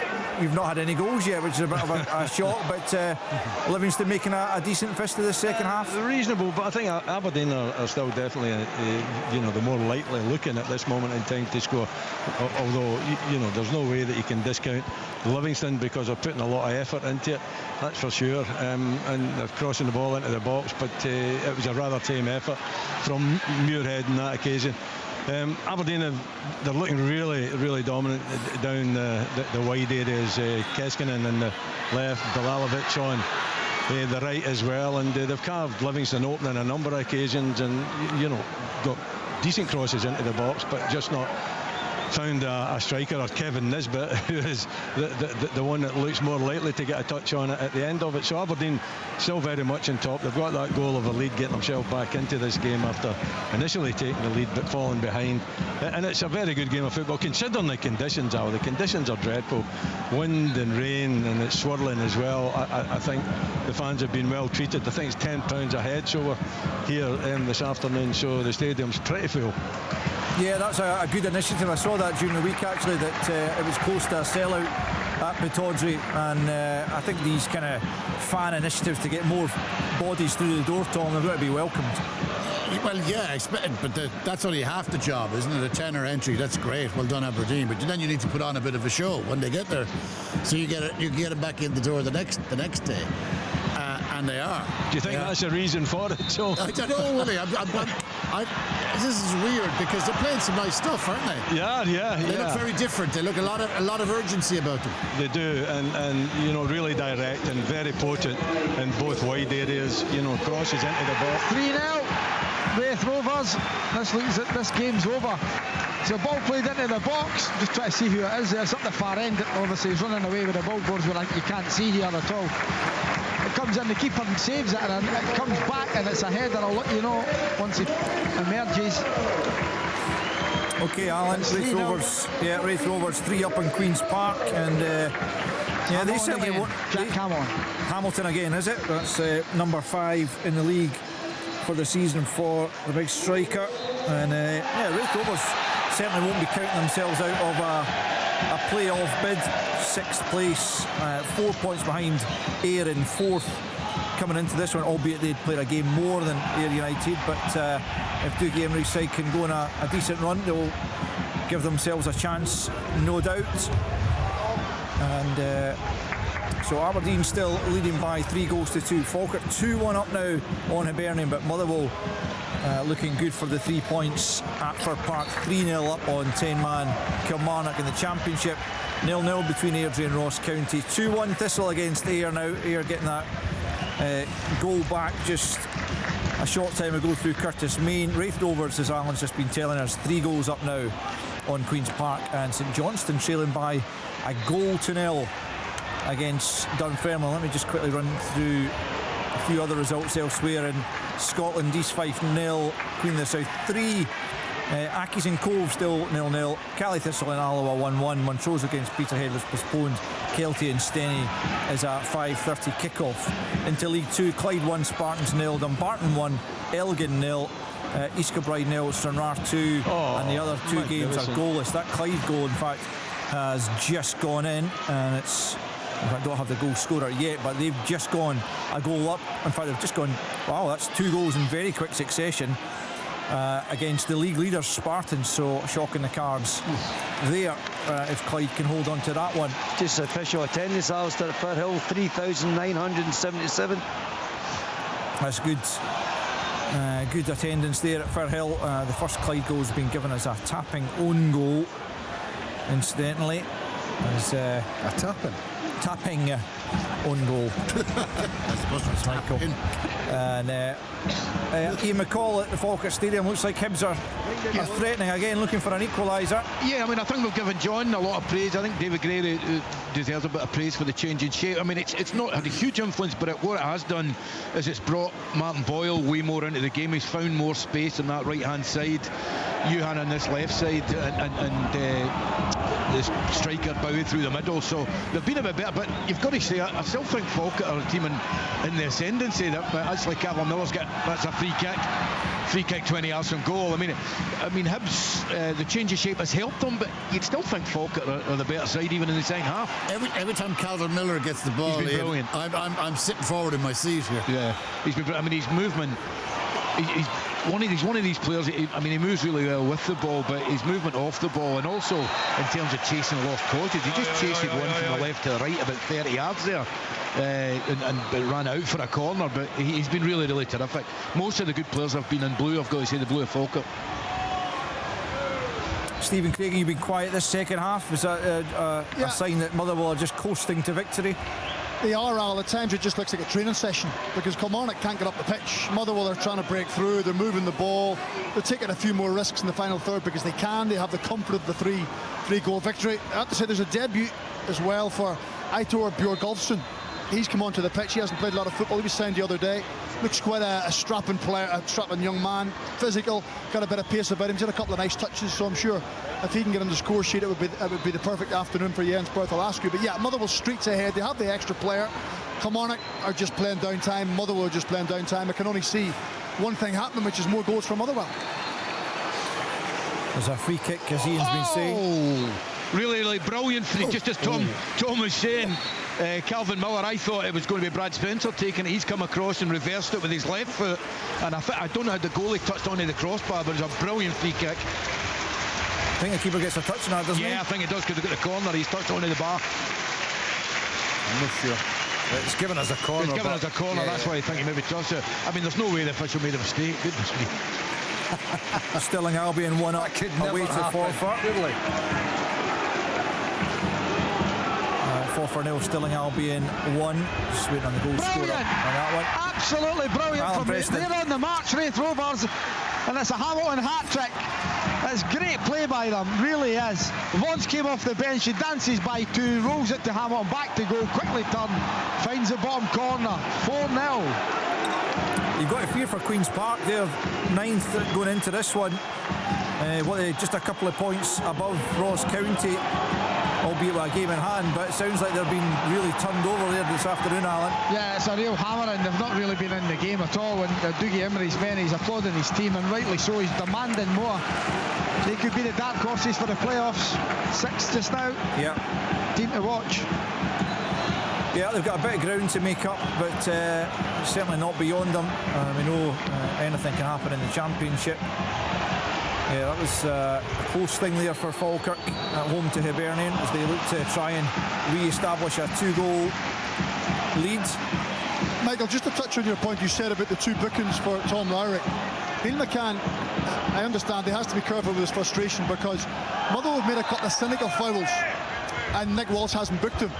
And I don't think they're any more cynical than what Tom Lowry's were when he gets 2 yellow cards for it. So that'll be something else that will be grating on Neil McCann. That referees, you just want a little bit of consistency. If one's a yellow card, the other one has to be. And I think that's talking about managers being frustrated.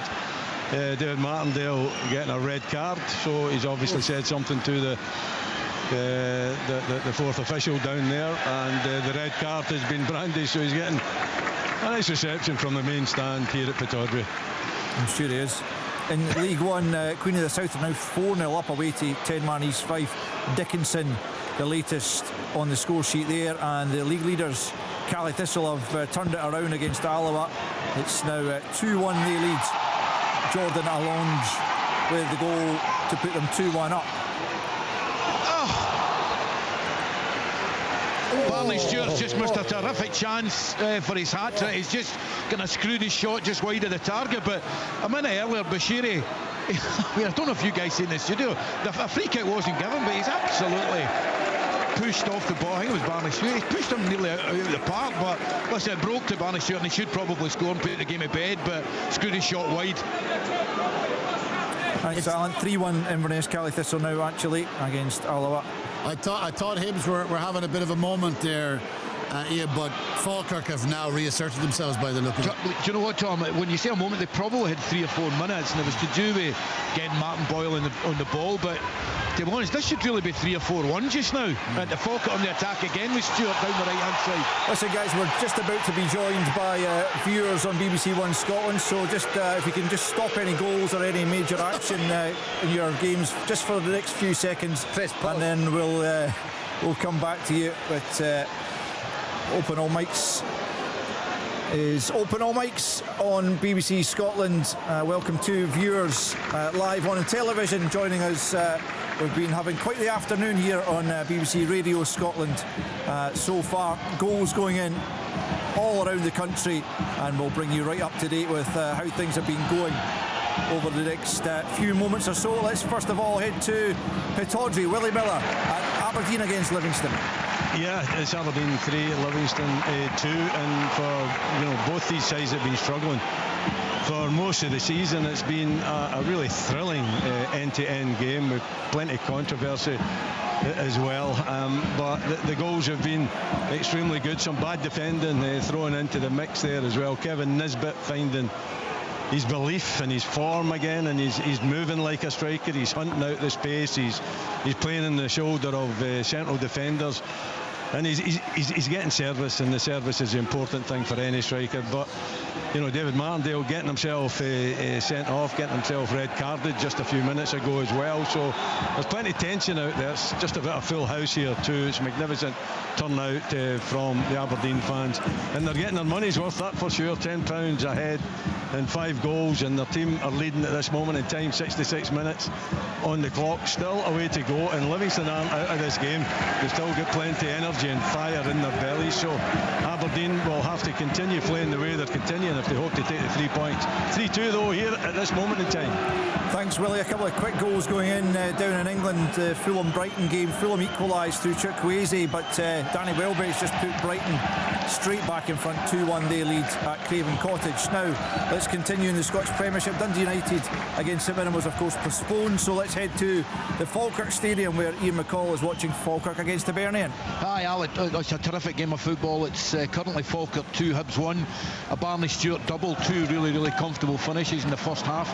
Falkirk still dominating the game in the second half, but Hibs got a lifeline, just a bog standard Obita corner. Bashura rose highest to head into the net. Perhaps Scott Bean could have done a little bit better, but it's still all Falkirk. Currently they're winning 2-1. Thanks, Ian. Hamilton Accies have gone a goal up against Cove Rangers in League One, but let's finish off our Premiership roundup by heading to Fir Park. Stephen Craigan's watching Motherwell against Kilmarnock. I'm Dean Allister, and it's 3-0 to the home side, and it probably doesn't tell the tale of the game. We've got a bit of a bust up here at Pittodrie. It was Milne and just trying to Bokila, I think it is, come on as a substitute. Both very powerful centre back and a big tall striker, and all the players around about both of these. There was a bit argy-bargy. I mean, there was no punches thrown, it was more pushes and shoves, but it did get rather heated, and then everybody decided to get involved down here just in front of the dugout. The referees got a bit to sort out here. Jack Milne, I'm sure, will have at the very least words. And what's the bettings? It's a yellow card each. Well, that would be what's a red and a red. What's a red and a red?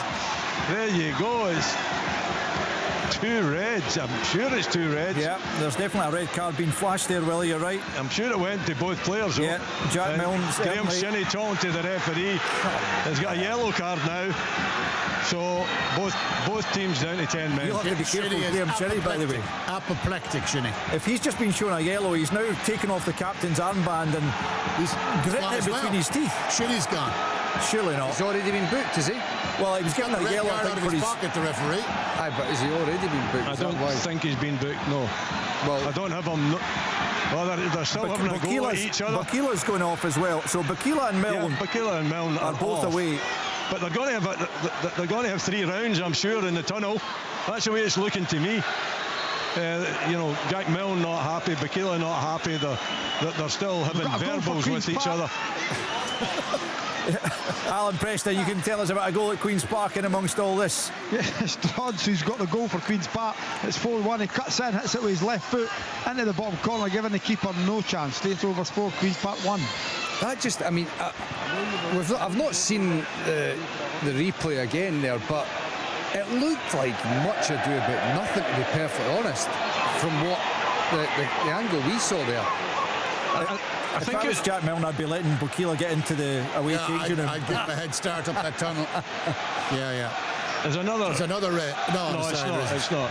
No. Just the 2 of them getting a red card. Did Shinney get booked there, Willie? Shinney was ranting at the referee there. He was, yeah, but he's a captain, isn't he? He's allowed these. Yeah, but he's only allowed to speak to the referee, but there's still a level at which he has to be, respectful. And I think the referee did. I thought he did show him the yellow card, and then Shinney was verging on potentially getting a second one for his reaction to that. Anyway, I need to see a replay again of that. I mean, what? There's just 2 physical players, Michael, coming together. That's how I saw it anyway. Well, certainly, and that's what I'm meaning, really, in terms of what I saw as a quick replay. There was nothing in it from what I saw that would make you think, oh, well, aye, the 2 of them, they're in trouble, they're going to get sent off. Yeah. I mean... They started pushing each other.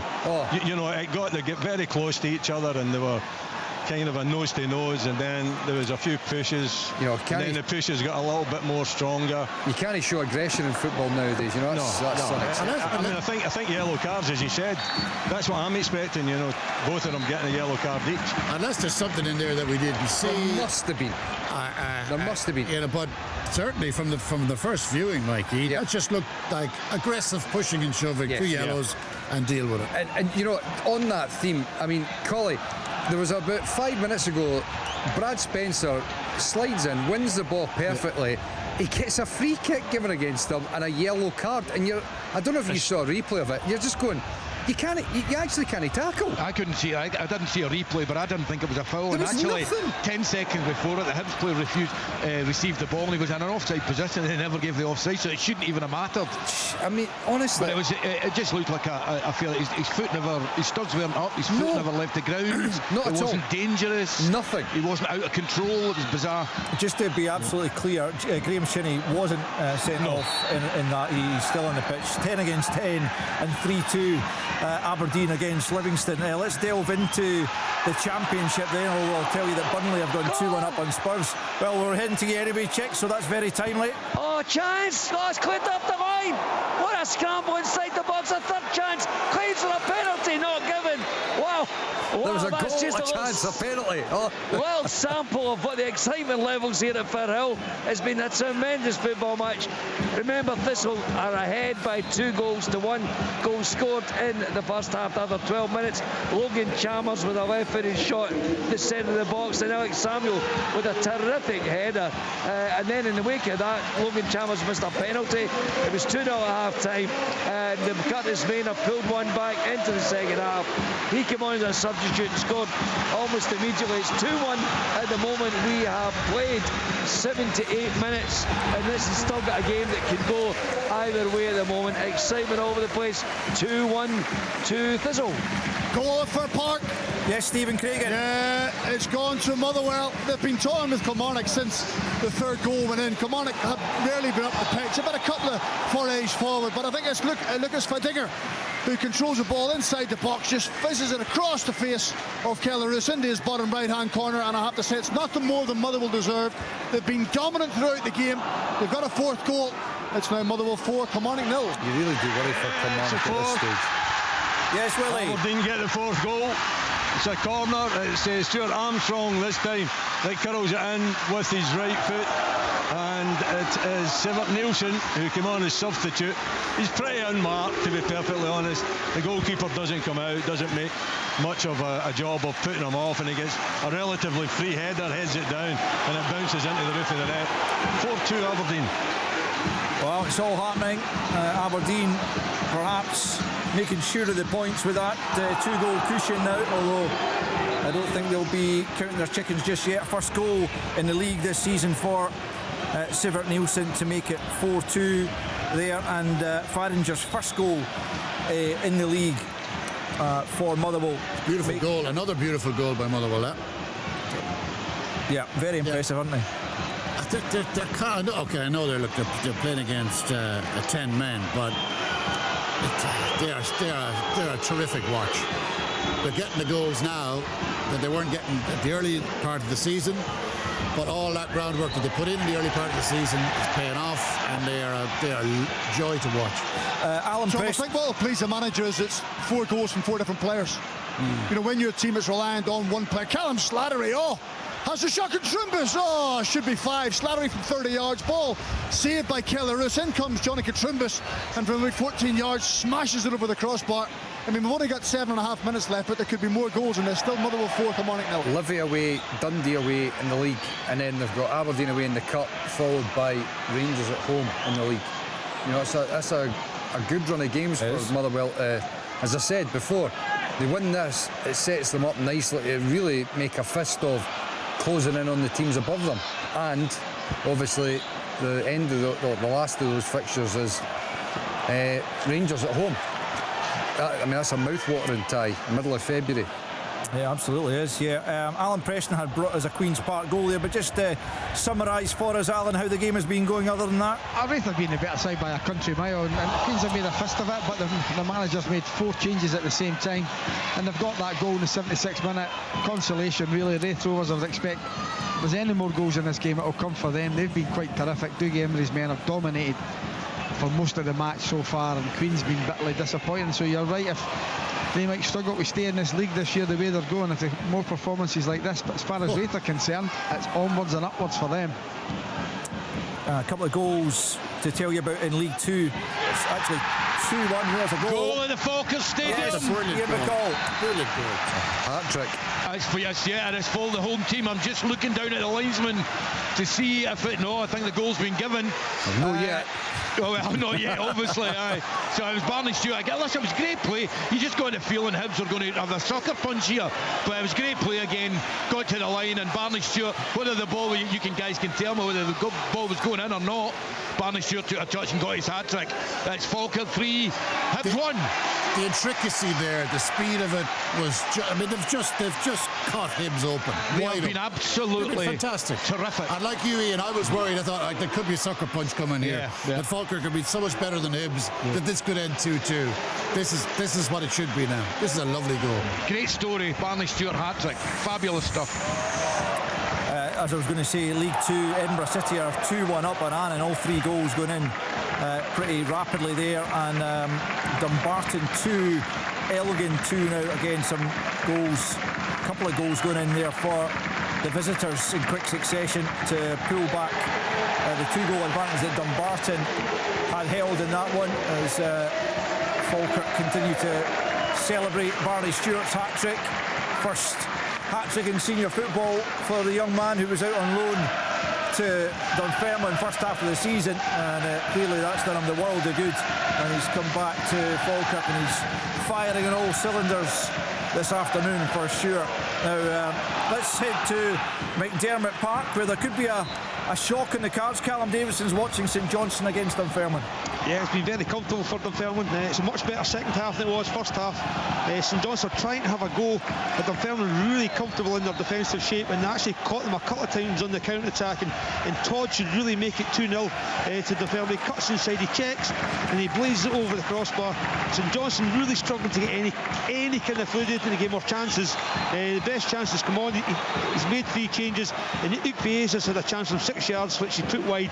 That's St Johnstone's only real chance of this game, and it's all credit to Dunfermline. All that, Alistair, means that Partick Thistle are now just, as we stand, 2 points behind St Johnstone at the top, and Ayr United, who are losing here, have dropped out of the playoff position. They've been replaced by Dunfermline, so it's as we've said all down the line, a mightily interesting race this in the championship, and it just ebbing and flowing today with the changes of places, and I think Ayr United must be hearing the alarm bells ringing round about them. And of course, you've got Partick Thistle visiting McDermott Park on Friday, so that sets up nicely. Huge game. Look, I've been on this programme for a long time. I've been critical of the quality of the football in the top flight. This season, through Falkirk and Motherwell, we could have another it's one different for level. Aberdeen here. Oh, Milanovic, Keskinen. I mean, it's a square ball to Keskinen, surely on the break. It's a weak shot as well from Milanovic, who came on as a substitute. That was a big opportunity for Aberdeen to get their 5th goal here, and definitely bury this game as far as Livingston would hope to get back into it. They've shown a good attitude towards it. Kevin Nisbet, just you can hear the applause that's going around. That's Kevin Nisbet being substituted, so he's well deserved. Looks more like the Kevin Nisbet that we're used to seeing. Hamonakis are 2-0 up on Cove Rangers. Ollie Shaw's 13th goal of the season had put them ahead, and McDonald has just added, Kyle McDonald has just added to their advantage against Cove Rangers, who are toiling somewhat towards the bottom of the table. Another brilliant chance for Falkirk. Ethan Williams, the substitute. Guys, I'll have seen it in the studio. I mean, I think he's got to score. He's taken a touch in the 6-yard box and he's just slashed it over the bar. I mean, Falkirk could literally have scored 4, 5, 6 goals here today. It's still 3-1 to the home side. Yeah, Falkirk look to be heading for all 3 points here. Motherwell certainly are 4-0 up on Kilmarnock, who are making a change there late on, but a lot of work to do at Rugby Park for Neil McCann and Billy Dodds, Michael.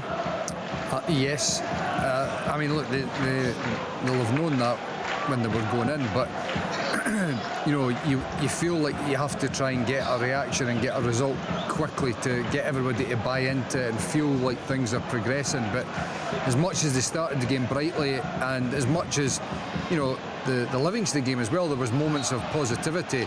Going 1-0 up at home in the Cup against Dundee as well, it feels like they're constantly battling against errors and mistakes. You know, the goal they concede to lose the cup tie is just scandalous, and there's nothing you can do about it. And then today, likewise, it's a marginal call that stops them going 1-0 up, and then there's a refereeing decision that I don't agree with that sends off one of their players, and then they end up 2-0 down to 10 men right before half-time. It feels like, you know, and the momentum is against you, and it's very difficult to stop it. And I fear for Kilmarnock, I've got to say. I have to say that Ayr United should have been level there. Oakley's through, George Oakley, who's come on as a sub, through 1-1 with the goalkeeper. I thought he hit it pretty well, but Josh Clark makes a magnificent save down to his left hand side to the relief of the Thistle fans behind that goal. Gets that way. Ayr United could have been level there, still 2-1 to the Jags. Thanks, Chick. Yeah, the Championship continues to entertain.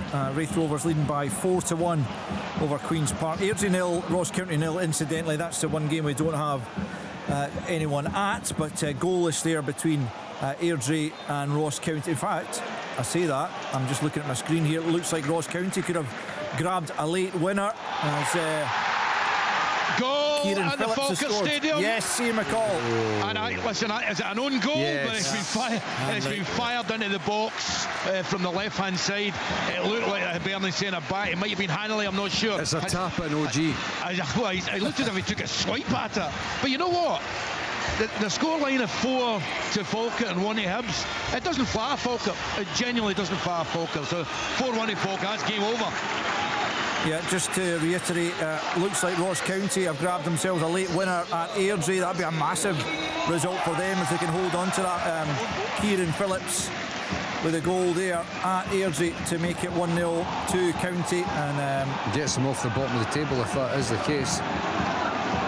It will do, yeah, because Queen's Park, as we know, are trailing by 4-1. I'm just looking at that Falkirk goal again. Was it just carried all the way in? A nick in its way through? No, he's There's got a a red touch. card It's here. an OG, definite OG. The thing is, it's a red card. I think it's for Scott Brown, who's been sent to the stand over there. The referee walked across to the far side. Grant Irvin, the referee, I think Scott Brown was given a bit of verbal, and he's been sent to the dressing room, the Ayr United manager. So the day goes from bad to worse for Ayr United. Yeah, well, it looks like they are heading for defeat unless they can claw back a late equaliser. Oh, number 5. Yes, Willie. Number 5 at the Toffee Keskinen. Doesn't go down the line this time from John to his right foot. He's marauding down the left hand side, gets on his right foot. The gap just opens up for him and he slaps it into the back of the net. Good bit of power behind it. Maybe have taken a little deflection. Goalkeeper seemed to go the wrong way actually, but it ends up in the back of the net anyway. So it's the 5th one for Aberdeen, and this packed crowd here are certainly enjoying it. Just to say that Scott Brown had a yellow card flashed him in the technical area in the first half. That was the second one. Yellow plus yellow equals red, and he has been sent off. Tell him to go away from the technical area. So clearly a very angry Ayr United manager this afternoon. You feel like that defeat here at Falkirk, and exactly what Colley's saying in terms of it doesn't feel like it's anything that Falkirk don't deserve, but it feels pretty damning, and it feels quite destructive towards Hibs' season. You know, there's 2 results in the week, the defeat away against Dunfermline in the Cup, they're out the Cup. The side that are behind them in the league, beating them 4-1. And there's already a feeling of so many missed opportunities from Hibs. And whenever it feels like there's a little bit of momentum having built up, and they had in the league, they lost a lot of that momentum with that defeat against Dunfermline. And it's only been compounded here today. Full time at Raith, 4-1 they win against Queen's Park. Thanks, Alan. I think it's full time at Fir Park as well, Stephen Craigan. Yeah, it is, Alistair. It's just there was a looking on there, so I didn't want to jump in. But yeah, full time here at Fir Park, Motherwell 4, Kilmarnock 0. I don't know how things are going to transpire for Hibs the rest of this season, because it just feels as if you know, there's so many other competing narratives and stories with teams that are doing well, and Hibs, they're on the cusp constantly, and whenever you feel that they're about to, you know, get on a run of things, it just gets taken away. Mulligan's out injured. I think Falkirk are a better team. Well, today. No, but overall. No, I mean, on their day, Hibs are capable of beating anybody in the division. But the problem is they've not had too many of their days, really. Inconsistent, aren't they? Aye. I told you earlier that Brighton had gone 2-1 up on Fulham. That goal was chalked off. It was Welbeck's goals offside. Harry Wilson's just scored what could be a winner for Fulham in that one. Spurs had a leveller against Burnley. That one's at 2-2 now, and there was another goal I was going to tell you about. It's East Fife 1, Queen of the South 5. That one must be pretty much close to done. We're getting close to full time around Scotland, and we'll get the full time reports, of course, from our various reporters and pundits, and a bit of post-match reaction as well. Been a pretty exciting game. There's still a bit of time left up at McDermott Park, and that's a huge game, you would have to say, in the context of the title battle in the Championship. St Johnstone's still trailing by a 0-0 against Dunfermline, and obviously that will help Dunfermline's promotion playoff cause as well. Callum Davison will bring us up to date with anything that happens in the closing minutes of that one. I think they're still going at Firhill as well. Chick still 2-1. Yeah, we're waiting to time, Andy. Don't I think the referee's about to blow the whistle. What an afternoon this has been, Alistair, including a red card for the Ayr United manager Scott Brown. His team trailing by 2-1. Thistle were ahead. Logan Chalmers early on, 12 minutes. There is the full-time whistle. Alex Samuel with the second. Then Logan Chalmers missed a penalty for Thistle. 2-0 at half-time. Curtis Mean got one back for Ayr United in the second half. Then the drama of the red card for the manager. Fabulous afternoon's entertainment of football, and a fabulous win for Partick Thistle at the top of the table as they hunt down St Johnstone. But Ayr United at the moment dropping out of that promotion playoff place. Bad afternoon for them and the manager. Big afternoon for Partick Thistle. They win this game by 2-1. Great stuff, Chick. Thanks for that. It's still playing at both the Falkirk Stadium and indeed at Pittodrie. Full time, Al. It's Falkirk 4, Hibs 1.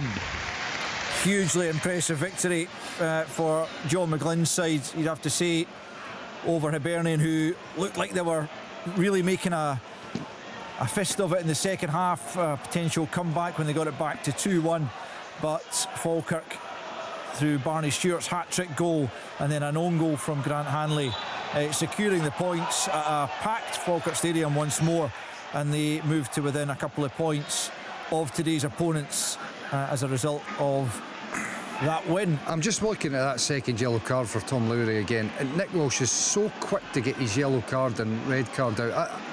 I just, officials, just, I shake my head sometimes. You know, like, seriously though, that changes. I mean, look, Motherwell are an outstanding team, but from Kelly's perspective, that damages everything in the context of the game. What a chance for St Johnstone for the equaliser. Luke Faza heads back across goal. I think it stands inches from an equaliser in the 90th minute. Still 1-0 to Dunfermline. Sorry. No worries, thanks for bringing us that, Callum. Yeah, Mikey? I just don't think there's any need for the referee to... OK, you know, some people say, oh yeah, it's definitely a yellow card. I'm not sure, it's on the borderline, and surely you want to be giving players the benefit of the doubt. You want to keep 11 players on the park.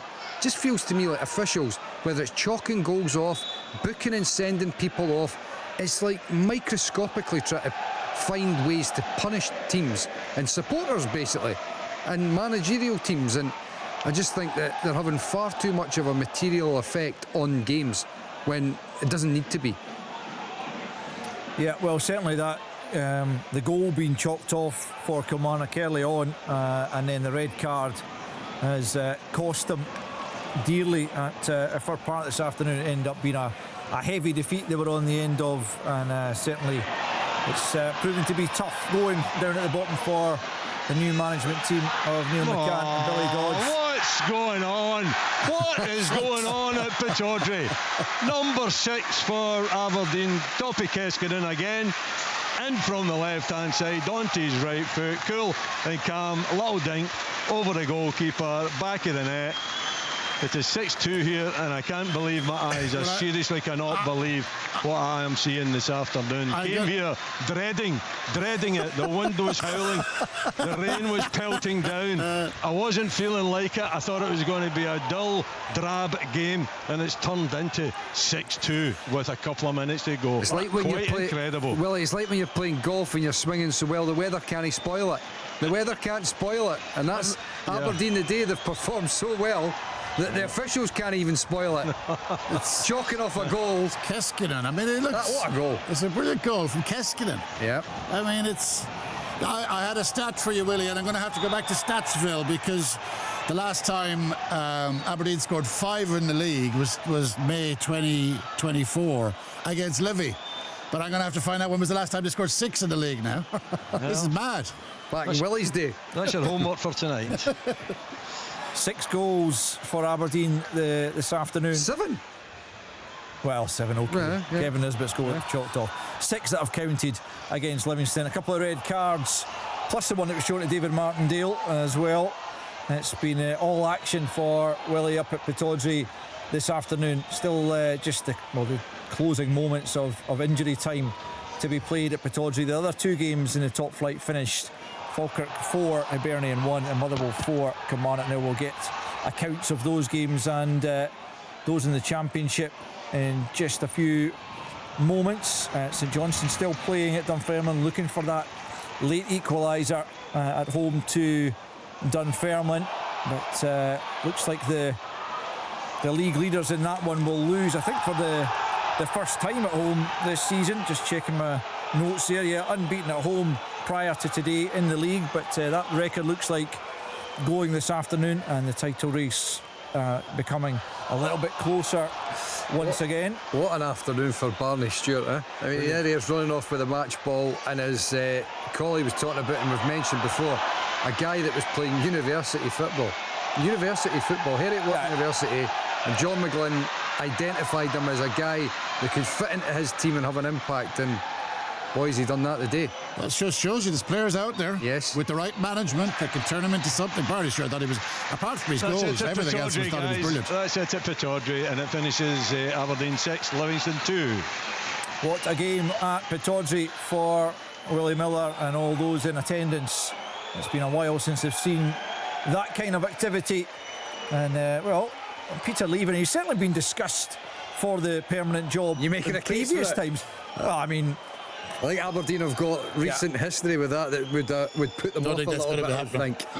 No, probably not, but I mean, unfortunately for Peter leaving, I think the recent history would definitely discount him, regardless of how he turns things around. I've given them one of their best days in the league in quite a while. That's for sure. Certainly has.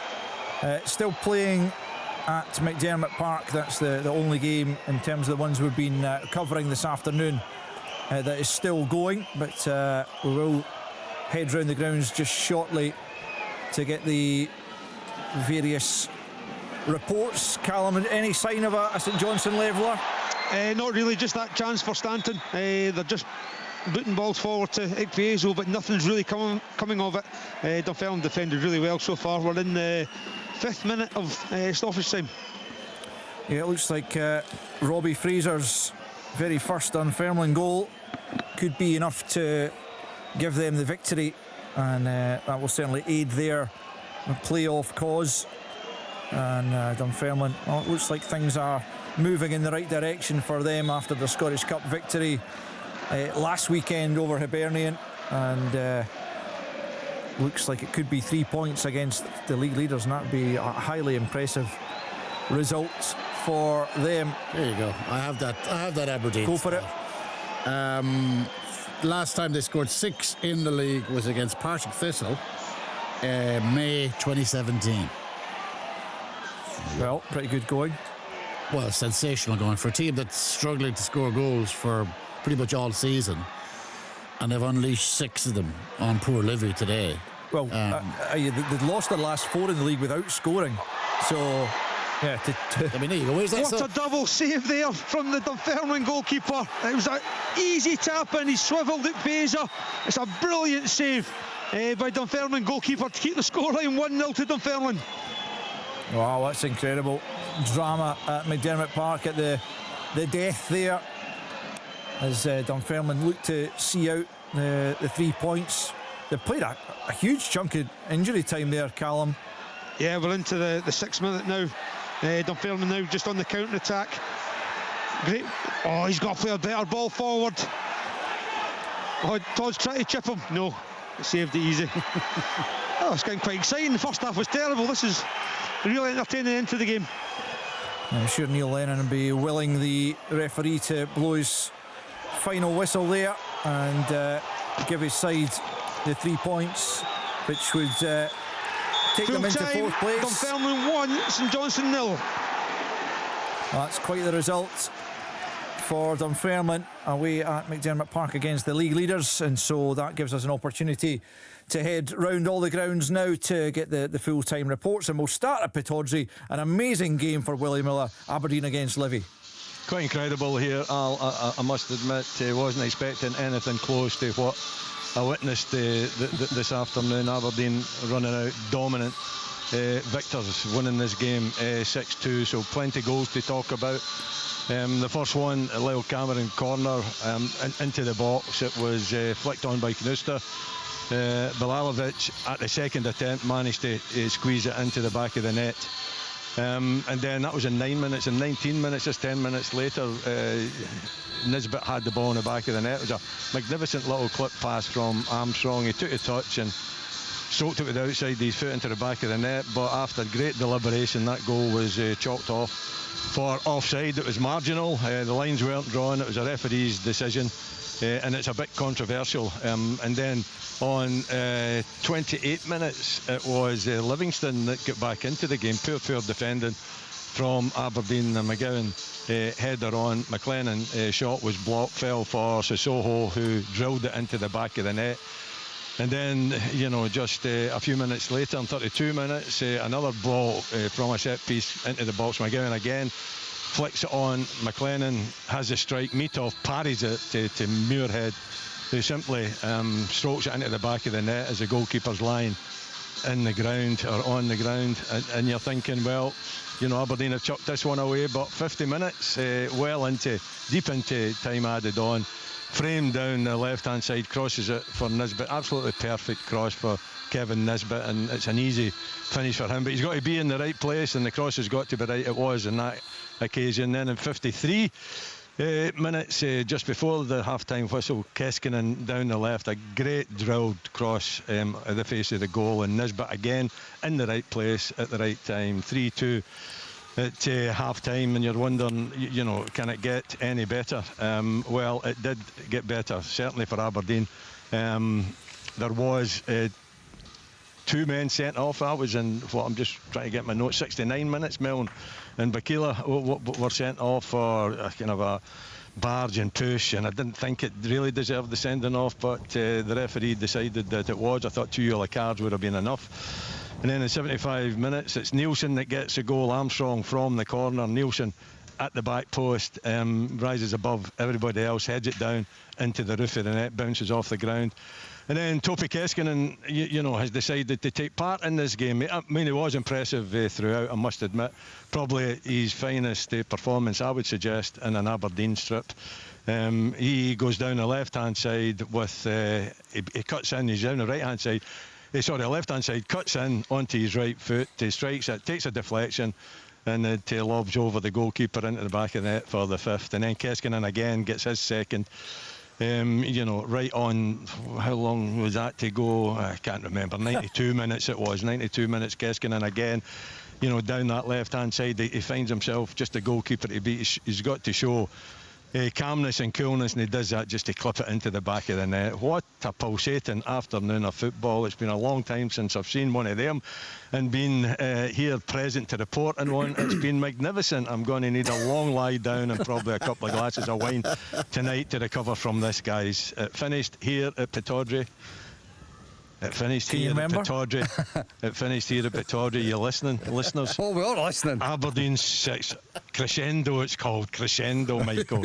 Aberdeen 6, Livingston 2. Well, you weren't sure about whether they should have been sent off, Willie, and Livy are not too sure either. They've tweeted out 68 minutes, Bakila and Milne aggressively hugging each other, with both bizarrely sent off. They're not impressed. It's a bit of an overreaction. Yeah. Bit of an overreaction by the looks of it, unless there's something else in there. But it looked like an overreaction. I mean, if you're an Aberdeen fan and you've paid a tenner, as some of them have done today, to get into that, you're going right. That's the best tenner you've spent in a long time. Absolutely. Well, it sounded like it was good action also at the Falkirk Stadium. Ian McCall was watching Falkirk against Hibernian. Brilliant action here. A very dominant Falkirk team. The final score was Falkirk 4, Hibs 1. They took the lead in 18 minutes. Barney Stewart got the first goal of his hat-trick, all from inside the box. I mean, had great little cutback from Calvin Miller, and it was a comfortable finish from Barney Stewart. Hibs didn't threaten at all in the first half. All they had was a Grant Hanley header, comfortably saved by Bain. Falkirk had a Wilson effort, and the outstanding Calvin Miller had a strike. Good save from Salinger. They got their second goal just on a minute from half time. And it was it was Barney Stewart played one round the corner to Calvin Miller. He's made his way towards the byline. He's cut it back, and there's Barney Stewart again for his second goal, 2-0 at half-time. David Gray tried to change things up at half-time. He changed formation, he changed personnel, went to 4-3-3 with Johan Boyle and Bowie up front. They got the reward without, I've got to say, without really deserving it. They got the reward round about the hour mark with just a bog-standard corner from Abita and a decent header from Bashiri. Made it 2-1. At that point, you're thinking, are Falkirk going to be really dominant and not win this game? I think it turned again 2 or 3 minutes later when Calvin Miller had a great free kick strike that clipped the top of the bar. A goalie, I think, got a touch on it. They got the third goal, and Barney Stewart got his own third goal in the around about the 80th minute. Again, it was a kind of Wilson cross-come shot. Whether it was going in or not, I don't know, but Barney Stewart certainly made sure of it, and that was the scoreline then, 3-1. Just towards the end, again, it was a Hanley own goal, unfortunately, and again, it was a cross-come shot from Ethan Ross. It was a really terrific, at times breathtaking display from Falkirk. They won 4-1, and it was an atmosphere that the old lady at Brockville would have been proud of. That's saying something, Ian. Thanks very much for that. Glad you enjoyed your afternoon there. We will bring you the classified football results just shortly, and the updated tables and so on, but let's hear about the final game in the Premiership this afternoon. That was fought out between Motherwell and Kilmarnock at Fir Park, and Stephen Craigan was watching for us. It was indeed, Alice. It ended up turning out to be a comfortable afternoon in the end for Motherwell as they won by 4-0. But I have to say, for spells in that first half, it didn't look like it was going to pan out that way, because Kilmarnock thought they'd taken the lead after 12 minutes. Liam Polworth just got beyond the Motherwell back line, skipped past Callum Ward, rolled it into an empty net, but after a bit of a delay, VAR decided he was offside. And of course, you know what happens then. Normally when you're at the team at the bottom of the table, you go ahead, it's disallowed. Motherwell took the lead just before the half-hour mark. Brilliant interplay between Elijah Just and Callum Slattery in the edge of the Kilmarnock box. It was a 1-2, and Just went through and emphatically slammed the ball into the roof of the net past Kelly Roos. Again, then you're at the bottom of the table, you're struggling for goals, you're struggling for a little bit of form. Therese John Jules then crashed the header off the crossbar, and lo and behold, right before half-time, the game probably changed on this moment because Kilmarnock had a player sent off. Tom Lowry had been booked earlier in the first half and got involved, I think, with Tuanda Maswanisi. He probably does need to get involved with him, gives the referee a decision to make. It's a second yellow card. He goes off the pitch.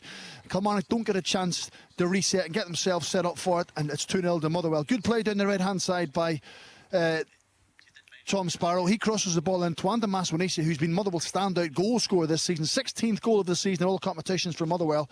Yeah, it's a lovely right foot volley from about 15 or 16 yards. You felt that probably was the game taken away from Kilmarnock, it was just half time. But just before the hour mark, it was 3-0. Ibrahim Sayed, he gets the goal. It's good play down the left-hand side. Emmanuel Longello, lovely cross into the box. Kilmarnock don't defend it probably well enough. He's allowed time and space, middle of the 6-yard box, and just nonchalantly just puts it past Kelly Roos. At that stage, you're thinking it could be anything. Neil McCann's making subs, trying to bring freshness on. Motherwell are making subs just to making sure that their players stay hungry. It was 4-0. Lucas Fadinger, 7 minutes to go, gets his first Motherwell goal. He's get a little bit of space on the right-hand side of Kilmarnock's box and just calmly puts it across the face of Kellaroos into his bottom right-hand corner. And that's now 9 straight home games without conceding a goal for Motherwell. Their last home goal they conceded was the 18th of October here against Falkirk. For Kilmarnock, they're in a lot of trouble. 17 games without a win. Neil McCann and his staff have to make something happen very, very soon, because full-time here at Fir Park, Motherwell 4, Kilmarnock 0. Yeah, it's another emphatic victory for Motherwell. We've been so impressive this season, and yeah, it's another really good result for them. But on the contrary, for Kilmarnock, clearly there's a lot of work to do. Thankfully for them, I suppose, Livingston also failing to get any points on the board this afternoon, so both remain down in trouble at the foot of the table. We're going to bring you the classified football results just shortly, and that'll be followed by the league tables in the top flight. So yeah, we'll bring you those just momentarily. In fact, here they come right now. So starting with William Hill Premiership, it's Aberdeen 6, Livingston 2. Dundee United against St Mirren was postponed. Falkirk 4, Hibernian 1, and Motherwell 4, Kilmarnock 0. A couple of massive games in the Premiership tomorrow. Clearly they will be live on BBC Radio Scotland and all of our digital outlets as well. Into the William Hill Championship, Arbroath 1, Greenock Morton 1 was of course last night. At the foot of the table, Airdrie 0, Ross County 1, Partick Thistle 2, Ayr United 1, Raith Rovers 4, Queen's Park 1, and St Johnstone 0, Dunfermline Athletic 1.